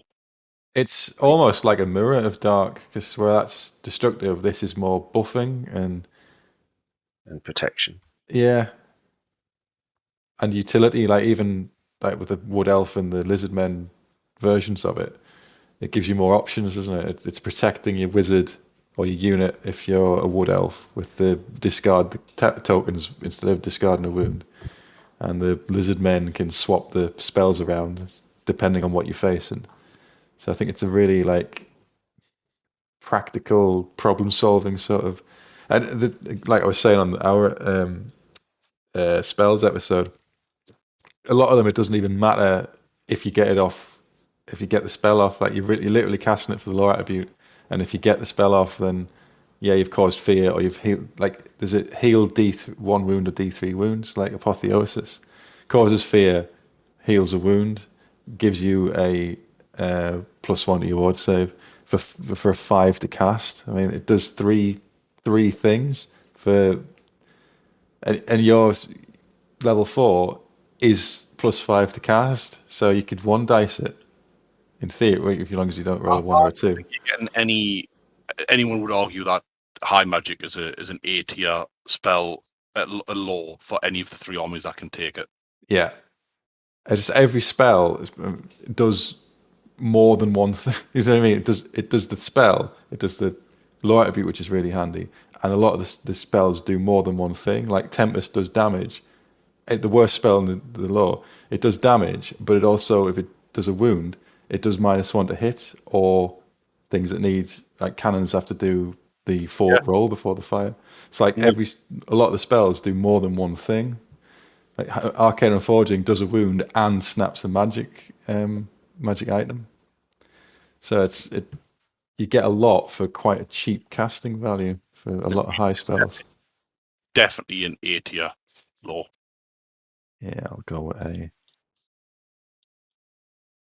It's not quite S, I don't think. No, I don't. It's not death, but it's definitely in that bracket of phenomenal laws beneath death. So this is one for you, Scott. The Law of Hashut. Steve is also Oh yes, he is. Yes. Hashut as all true dwarf really seem to be.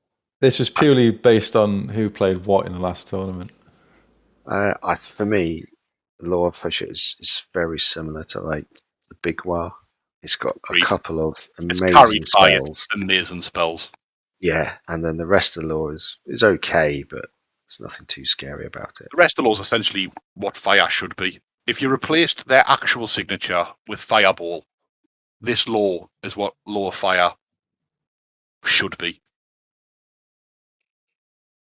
That's the money spell being Ash Storm, I would imagine. Oh, Ash Storm's clearly one of the best spells in the game, comfortably. And I quite like Flames of Ashgorth as well. Yeah, it's even better when you combine it with Ash Storm. Yeah. I like this in laws, but like it synergizes within itself. Like you take extra damage for flaming, for flammable, and there is a spell which makes things flammable. Yeah, so I quite like the thought into that.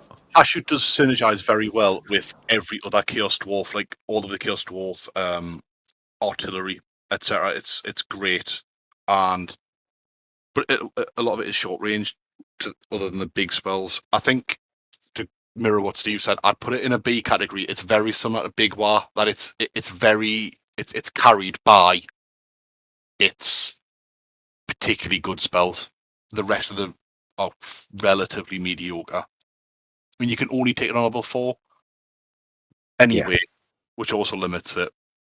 But you would only take it on a level 4, even if you could take it on level 2, probably, because the big Flames of Azagor is a big cast.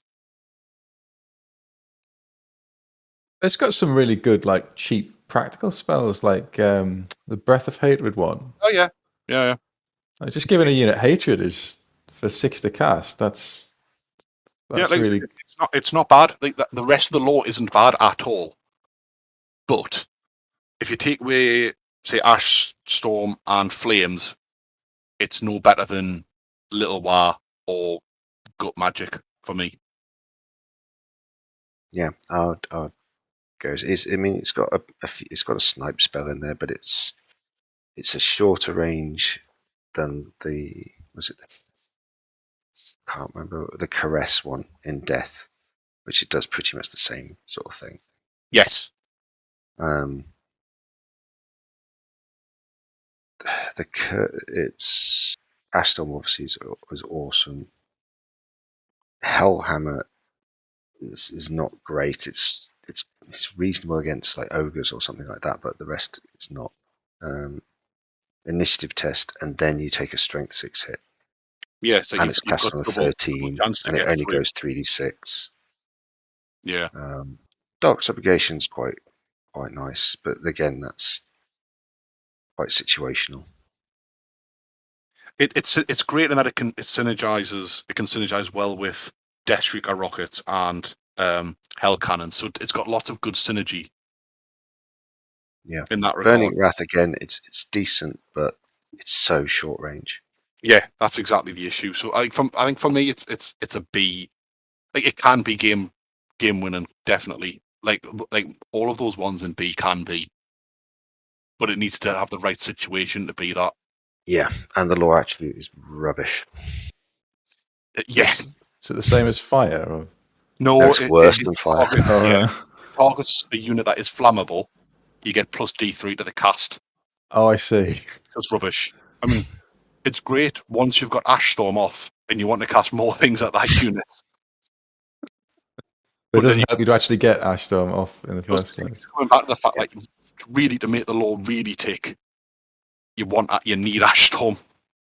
Yeah, if you don't get Ashstorm, it's a very average lore. Yeah, agreed. Well, B it is. So this is another potential competitor for the trash tier, but maybe not. I will let Steve take Law of the Wild. Yeah, it's not good, is it?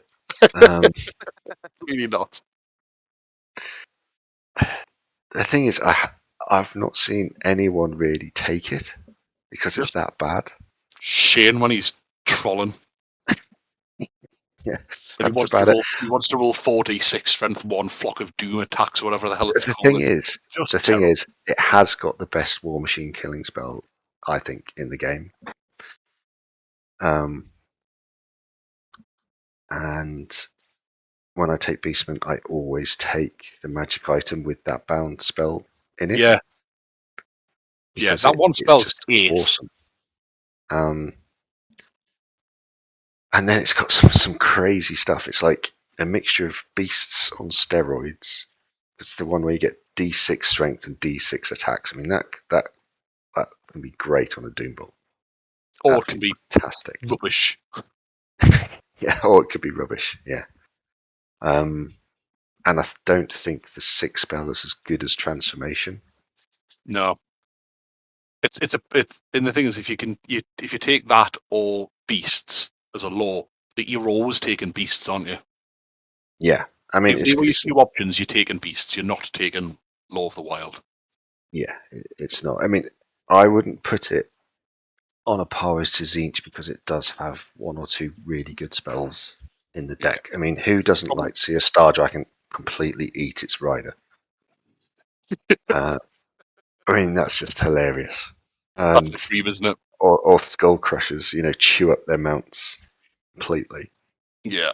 So against the right, it has got some really good, some decent spells in there, but generally, what's the one where he, like a Cygor just walks on the board, but the mage then can't do anything until? Yeah, that's the number 6 spell. It's I can't remember what it's called now, but you summon a Gorg and a Jabberslide or a Cygor, and it just comes on at the board edge. But then the mage can't cast anything while he's on the board, and every time it takes a wound, the mage takes a toughness test and suffers a wound if he fails it.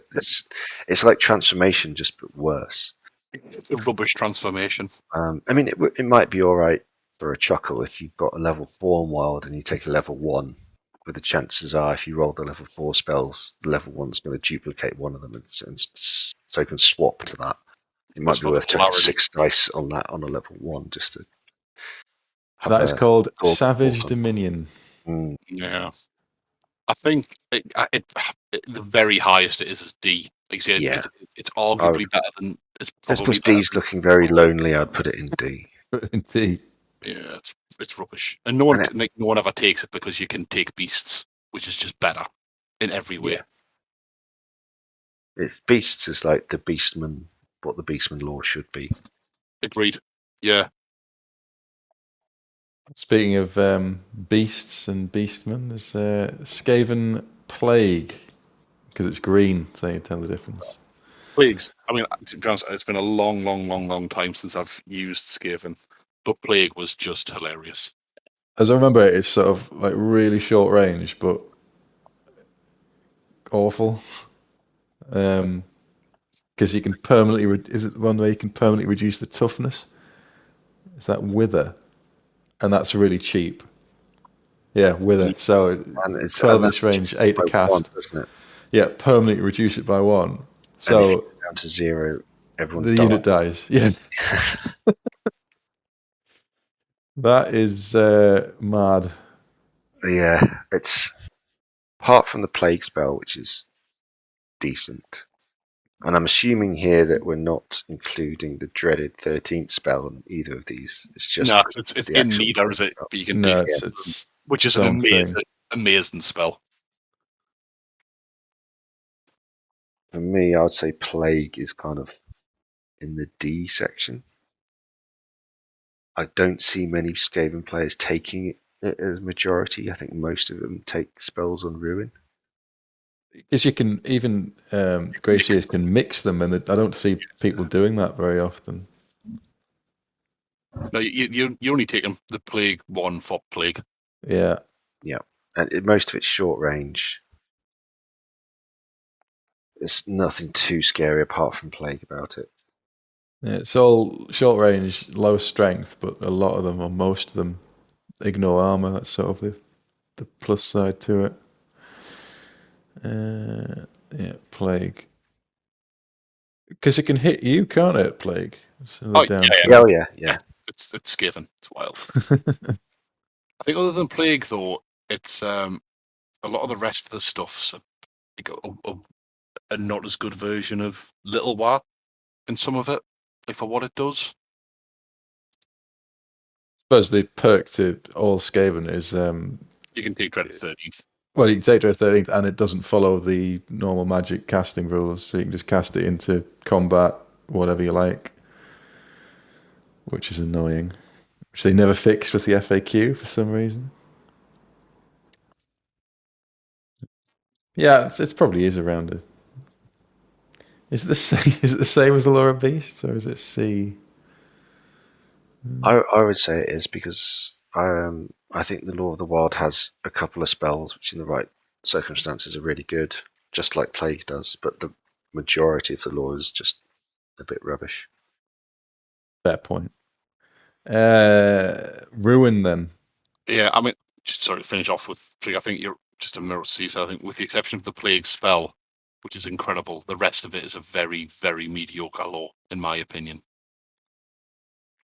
Unless you do that unit killing thing and reduce the toughness to 0. If I saw that, that'd be quite impressive. Yeah.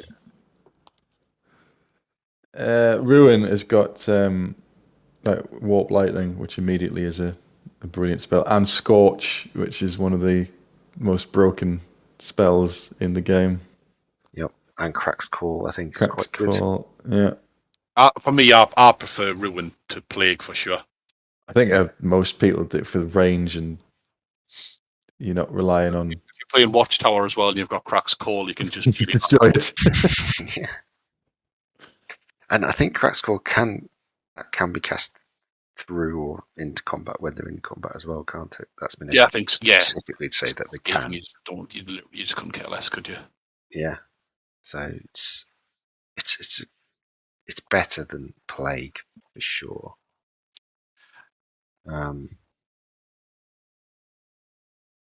Get a leap, like all that sort of.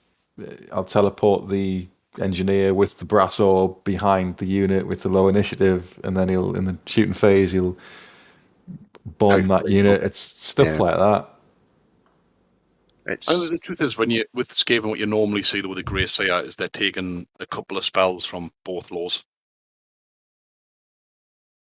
That's what I tend to see anyway. I've tended to see more people just take all ruin because Do it's because like if you look at all the spells that are warp lightning, really good, scorch, really good, howling warp gale, things like that. You can't use your flyers, and it only casts on a 7. And then you'd swap one for the dreaded 13th. Yeah, I mean, you're always swapping to the dreaded 13th because it's hilarious. I think it is better overall, though. I think Ruin is. I agree. It's better. It's better than Plague. I think it's possibly B. So I don't think it's as good as. I don't think it's as good. Tricky. It's kind of in between B and C. I think for me.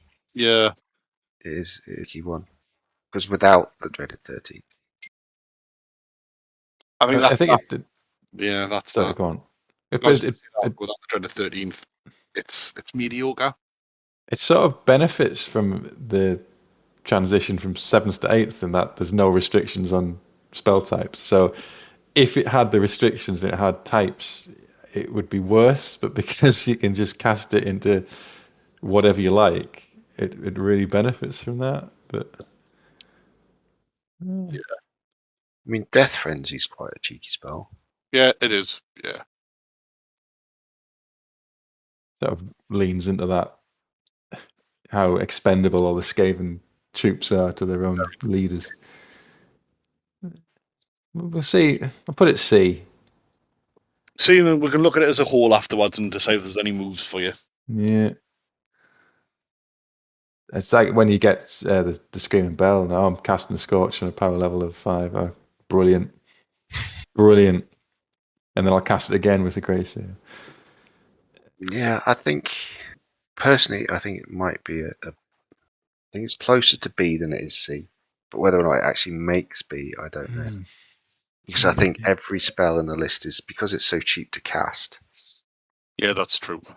It's, that's a lot of decisions you're forcing the opponent to make because they're all round about the same level of impact and annoyance, and which is reasonable. Do I lose the chaff unit to warp lightning? Do I potentially lose like a night unit with I cast Death Frenzy on it, so it takes D6 no save wounds. Scorch is awesome. No, you're right. Yeah, maybe it is, and it has access to dreaded 13th, which and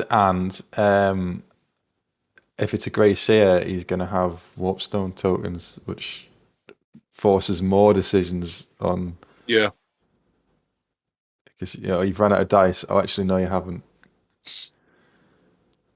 3 dice left, but I've got 3 Warpstone tokens, so 6 dice to do it 13th. Oh, bollocks.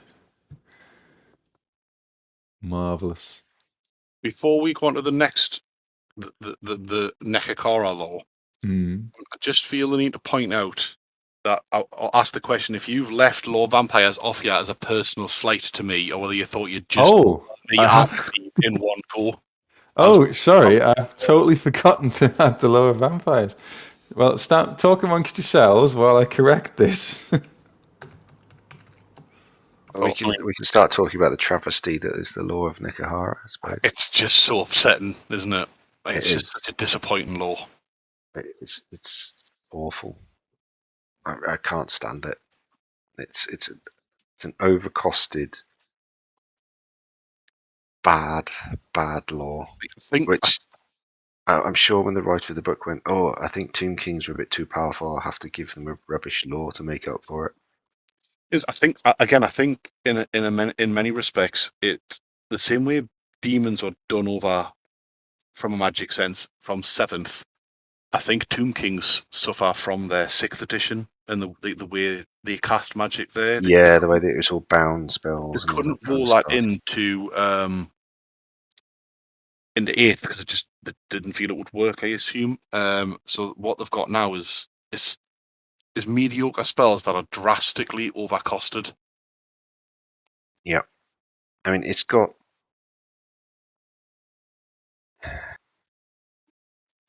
got spells which cost more and do less than laws that are in the C and D bracket. Yeah, I think. I mean, if you go through even the augment is poor compared to what it should be. Sorry, even the low attribute rather. Like, yeah, it's just, with the exception of the double attack one. But which even is a then, decent spell. that's not that great because most of your troops are like strength 3 or 4 anyway. I mean, it's mainly only good when you then combine it with, say, Khalida, in a unit of poison, a horde of poison. I know. That's basically you're having to tail your entire army around one spell, which then you don't. No, absolutely. I think it's a really, really poor law. All said and told, like you say, like the incantation of desiccation, where it's minus strength and toughness. Like, all right, it's good, but it's essentially a less good soul. It's a harder to cast soul blight. Yeah, it is. It's a harder to cast Soul Blight, and if you want to boost it, it doubles, and then a 1 in 3 chance you're going to get the same effect as the unboosted one anyway. And then the 6 spell is just also trash. Yeah. Yeah, I know there's not a lot of positive things to say about Nehekhara, unfortunately, and you're tied into taking it on your level 4. Yeah, it's probably got the worst vortex spell in the game because it doesn't even, there's no armor save or anything like that. There's none of that. It's just a simple strength 4 hit. Yeah. So it does nothing against like knights or anything like that. It doesn't do anything to help the shortcomings of its own army. No. I think that's the most disappointing thing, in that you're going to take life or death. You'll take your what's it called, Hierophant, because you've got to. Yeah, you're tied into a level 4 caster on what is definitely one of the worst laws in the game. That's massively overcosted, has to sink all those points, and if he dies, your army falls apart. Yeah.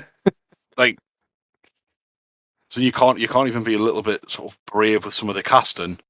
Not that there's much there to throw a lot of dice at. It's just rubbish. I put it in the trash. Put it in the trash, and let's never talk about Nehekhara again. Just to say, it wouldn't take much to fix it, which is really frustrating. Because it's like the movement spell where you can only cast it once or something like that. You can't like bubble it, which might go some way to improving the mobility because they can't march. Because whoever wrote the Tomb King book did everything within 24, but then it becomes 24 cast. So you're essentially spending your entire magic phase just to do what any other army can do in the movement phase. Yeah, and you're running the risk of free general your Hierophant into a hole where your entire army falls apart. Yeah, it's just that. I think that's one of the reasons that I would put it in the trash. Isn't just because the spells inherently aren't the best, because there is some decent spells, but they're massively overcosted. And to do the bubble or the bigger versions, you run the risk of killing your general every time you cast a spell. And your army has to have it on their highest caster. If you could have Nehekhara on a level 2, for example, a bit like Ogres, you could then take a level 4 on death. You just... Or light. Or light. But you're multiply punished all over, which definitely puts Nehekhara in the trash for me. Yeah, it's sad, but I'd probably have to agree. And it seems things like you low attribute D3 +1, but it's only a thing you cast, isn't it? On the unit you're in or the unit you cast on.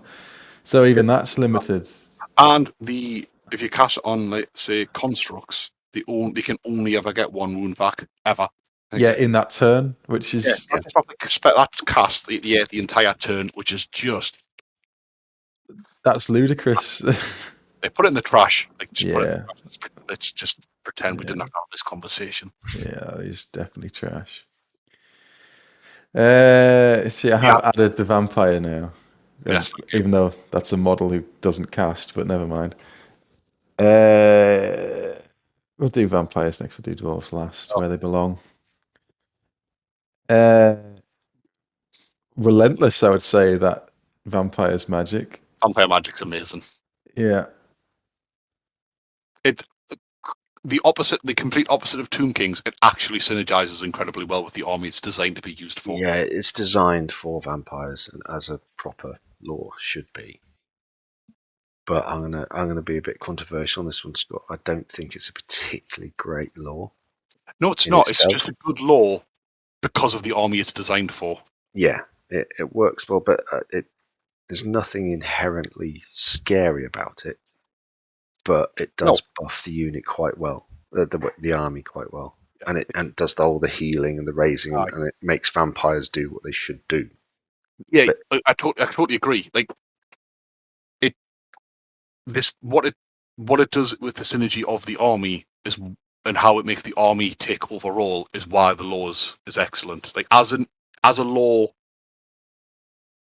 just as a lore, I agree. It's not actually it's not a particularly good lore. It's only because of how it interacts with the resin, particularly, and papering over the problems that the army's got, that makes it good. Does that make sense? Yeah, it's like a lot of VC builds need it to function better. And I'd for that I'd put it somewhere in the sort of BC bracket. It's certainly not an A, and it's definitely not any higher than that. I mean, to be fair, my favourite builds are very magic light for VC. Most of my VC lists are magic light, certainly in lore of vampires anyway. Yes, I mean, who doesn't love a cheeky lore of? I mean, let's be because let's be honest. Unless taking 400 zombies to the party. Oh yeah, that's the thing. In that build, for that army build, it's incredible. I was biting my tongue there when you said magic lights, and then five necromancers is light now, and then a couple of extra friends as well. Don't forget their friends. Yeah. I mean, in that build, it's incredible. But like, if you're taking like the list I took to when we went to Cardiff for like me more mobile Scream list, I just don't take it. Oh, you take it obviously because you have to, but I'm only really taking it to throw dice at Invocation to keep some health coming back to be Terrorgeist. Yeah, that's the thing. It's got Invocation, which is a really good spell for what it does. I think Van Hels is a good cheap spell for what it does. Love Van Hels. Curse of Years is good because it won't do loads of damage on that turn, but it means if you get it off, the opponent has then got to dispel it in their magic phase. And it's cheap as well. It is a cheap spell, which means that you're almost protecting your magic defense. It's almost like a magic defense spell, almost. Curse of Years. You go, well, you have to throw dice at it in your magic phase, which means it brings my dispel pile back up to par with your power dice. Because otherwise you'll be losing models on a 5, and then I'm not going to dispel it. So then you'll be losing them on a 4, and then suddenly it becomes really good. It's a strange one, Curse of Years, because like when it's first cast, you think, well, 6s, it may be worth leaving this one and saving it for whatever else is going to be cast. But I don't think that's ever worth it, because the next turn you've got to get rid of it and waste your dice on it, and it's killing on 5s. And if you leave it any more than that, it's like, well, your unit's just going to be obliterated. And then it's not really worth dispelling because the unit is now broken. The unit's no longer there. Yeah. But the rest of it, I mean, Hellish Vigor. It's decent. It's decent, but I've very rarely actually seen it cast because it has to be in combat, and then there's often other things that are ahead of it to cast. I mean, personally, I'd rather copy cast. Is decent if you need a magic missile, but it's not as good as Fireball. Yeah, the Gaze and the Gash. Yeah, it's a reasonable magic missile. It's got a good lore attribute as well. Oh yeah. Well, again, it just synergizes with the rest of the army, which is what you want. And Raise Dead can be great for for board control. Yeah, Raised Head is. I do like Raised Head. That is a really good spell. Yeah. The zombie column spell. Yeah.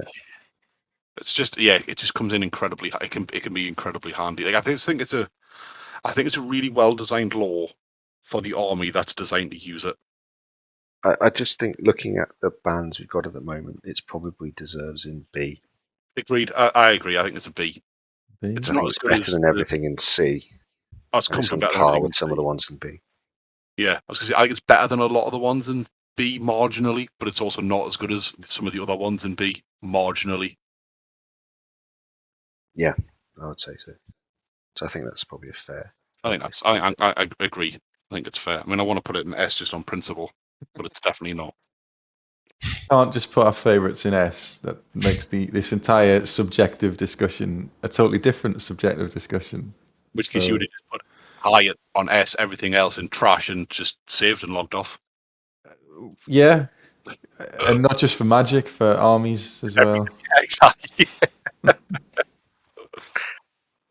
Well, the grand finale, or ending on a whimper, is the dwarf 3 spells that they have access to, which from the top of my head is immune to psychology, +1 to armor save, and a magic missile, I think. Yeah, let's just put it in the trash section and move swiftly. Put it in there where it belongs. Yeah, it's a travesty what they did to the anvil in that. It is, yeah. What was? I didn't even know what it was like beforehand. I've only known that version of it. Oh, it's really good. I'll see. You'll remember how it actually did, but all I can remember it being is really good. Yeah, it had. I think it had the immune to psych striking, but the one which everyone used it for was the movement one, which I think. And on those days, it was. I can't remember if it was a 3-up or a 2-up. I think it was a 3-up. And if it went off, you basically gave a unit anywhere on the board another movement phase. Yeah, so it used to be you excellent. turn around in your movement phase, strike your rune, and charge. Or you could, miners could come onto the board in the remaining moves phase, magic phase, strike the rune, and charge whatever they've come up against. What the hell they wanted, it was brilliant. That's a similar thing that happened to Tomb King's Magic, in that they could charge with the incantations in 6th, and they can't do it in 8th. But why they took away and it's that ability, I don't know how they used to be. It's all fall from graces, isn't it? The trash too. Yeah, I don't know why they made them bound spells. They could have just said, yes, strike it on a 2, and these do choose one of these 3 effects, and it could be one unit on the board can make it extra move, but it can't charge, just to bring it in line with all the spells that used to be able to charge but now can't. And it just would mean that dwarfs that little bit more mobile, gives the army something extra. Yeah. There's no plus to cast, is there, for striking the rune either? No, but I think the Rune Lord gets a +1 power and +1 dispel if he's on an anvil. But even so, it's not going to take much for a level 4 to counter. no, Immune to psychology, I'm not really bothered about. So doesn't make a hell of a lot of difference to the dwarfs anyway. For the most, no, they're not really going to flee. So anyway, so really, it's a choice of 2, and a level 4 will just crush whatever that is. Usually, I would have thought anyway. There's a reason you never see anvils. Yeah, there is. So on review, looking at that tier in front of us, is there anything you would change? I don't think so. I think that's pretty fair. Yeah, I think so. So S tier, we have Death. A tier, we've got Magic. Yeah, we've got Life, Shadow, High and Dark in A, and then B, the biggest tier, Beasts, Metal, Light, Heavens, Slaanesh, the Big Waaagh, Chaos Dwarf, Law of Hashut, Skaven Spells of Ruin, and the Law of Vampires. C is Fire, Nurgle, Little Waaagh, and Law of the Great Moor. D is Law of the Wild and Skaven Spells of Plague, and the trash is Tzeentch, Nehekhara, and Dwarf Runes. Yep, I think that seems fair. They all sort of gravitate around this B level, which I think is about right. Yeah, and I think what all of those laws in B, as we discussed them, are all situationally excellent, and combined with the right certain armies could be like S/A tier. Yeah. But other armies would be C or D tier, and that's sort of why they predominantly sit in that B category. Yeah, or they're just an all-round solid law without being outstanding or particularly weak, like Heavens is, for example. Heavens, yeah. Yeah, the A and S, particularly, it's got that combination of every spell is useful, plus with some massive damage output, one or more massive damage output spells. Yeah, can I really say if it wasn't for Thrones and Dwellers, you could comfortably drop life down from there because it's not as good as the rest of those three. Yeah, but it has that to it, which is the point. So I think I'm happy with that tier. Yeah, I think that's a fair reflection of the magic in the game. And I went quiet for a bit with the bits that I don't really know much about, but fortunately you did. Well, yeah. I enjoyed that. Thanks again for having us on and having the chat, Mark. No, it's I can't think. I think I could do a few more of these tiers, like every magic item or armies. We should tier armies next. Yeah, you could do armies, yeah. High elves at the top, S, and then everything else in the trash, like we were saying before. Yeah, alongside Beastmen. What was that, sorry? Alongside Beastmen. High elves and Beastmen together at last. Just change S to broken, put high elves up there, and then talk about correctly written armies. High elves aren't even broken or the strongest. Like, why do high elves get all the shit when dark elves are objectively even more broken? Dark elves don't have Banner of the World Dragon and Alariel. They've got universal reroll 1s to wound, and always strikes first. Banner of the World Dragon. Everybody needs to get over that. Anyway, we'll save that sparkling chat for another tier list. I would be interested to, hear what people listening to it think and what changes they would make, because this is all, just our opinion. Yeah. And I'm sure a lot of people would say, "Oh, this doesn't belong that high," or "This should be a lot higher," or "This should be a lot lower." Really, we should have said that at the start because nobody listens this far in. So, clever editing. If I can do clever editing, I'll put it at the front. If not, comment below if you agree or disagree with what we've. Any of you Nehekhara lovers, tell us what you think. Lord, I've never played a game or spoken to a Toonkin player who said, "Oh, the Lord of Nehekhara won me that game." Ever. It's never happened. Yeah. Still could. We could get that one comment. I won a tournament based entirely on Team King I Magic. took Katep to a tournament once, the lore master on the Lord of Nehekhara, and to say I was underwhelmed by his performance would be an understatement. He's also expensive. Yeah. Are you saying Lore Master Nehekhara is not worth it? Some people might read into what I said there and think that. Anyway, thank you for joining me again, chaps. Thank you. Pleasure. Yeah, we'll do this again. I quite like the idea of doing the armies one. Yeah, that'll be a good one. That'll be interesting. That's also sort of very subjective. Yeah, well, that caused a few arguments. Stay tuned for that one, everyone. Anyway, thanks very much. See you next time.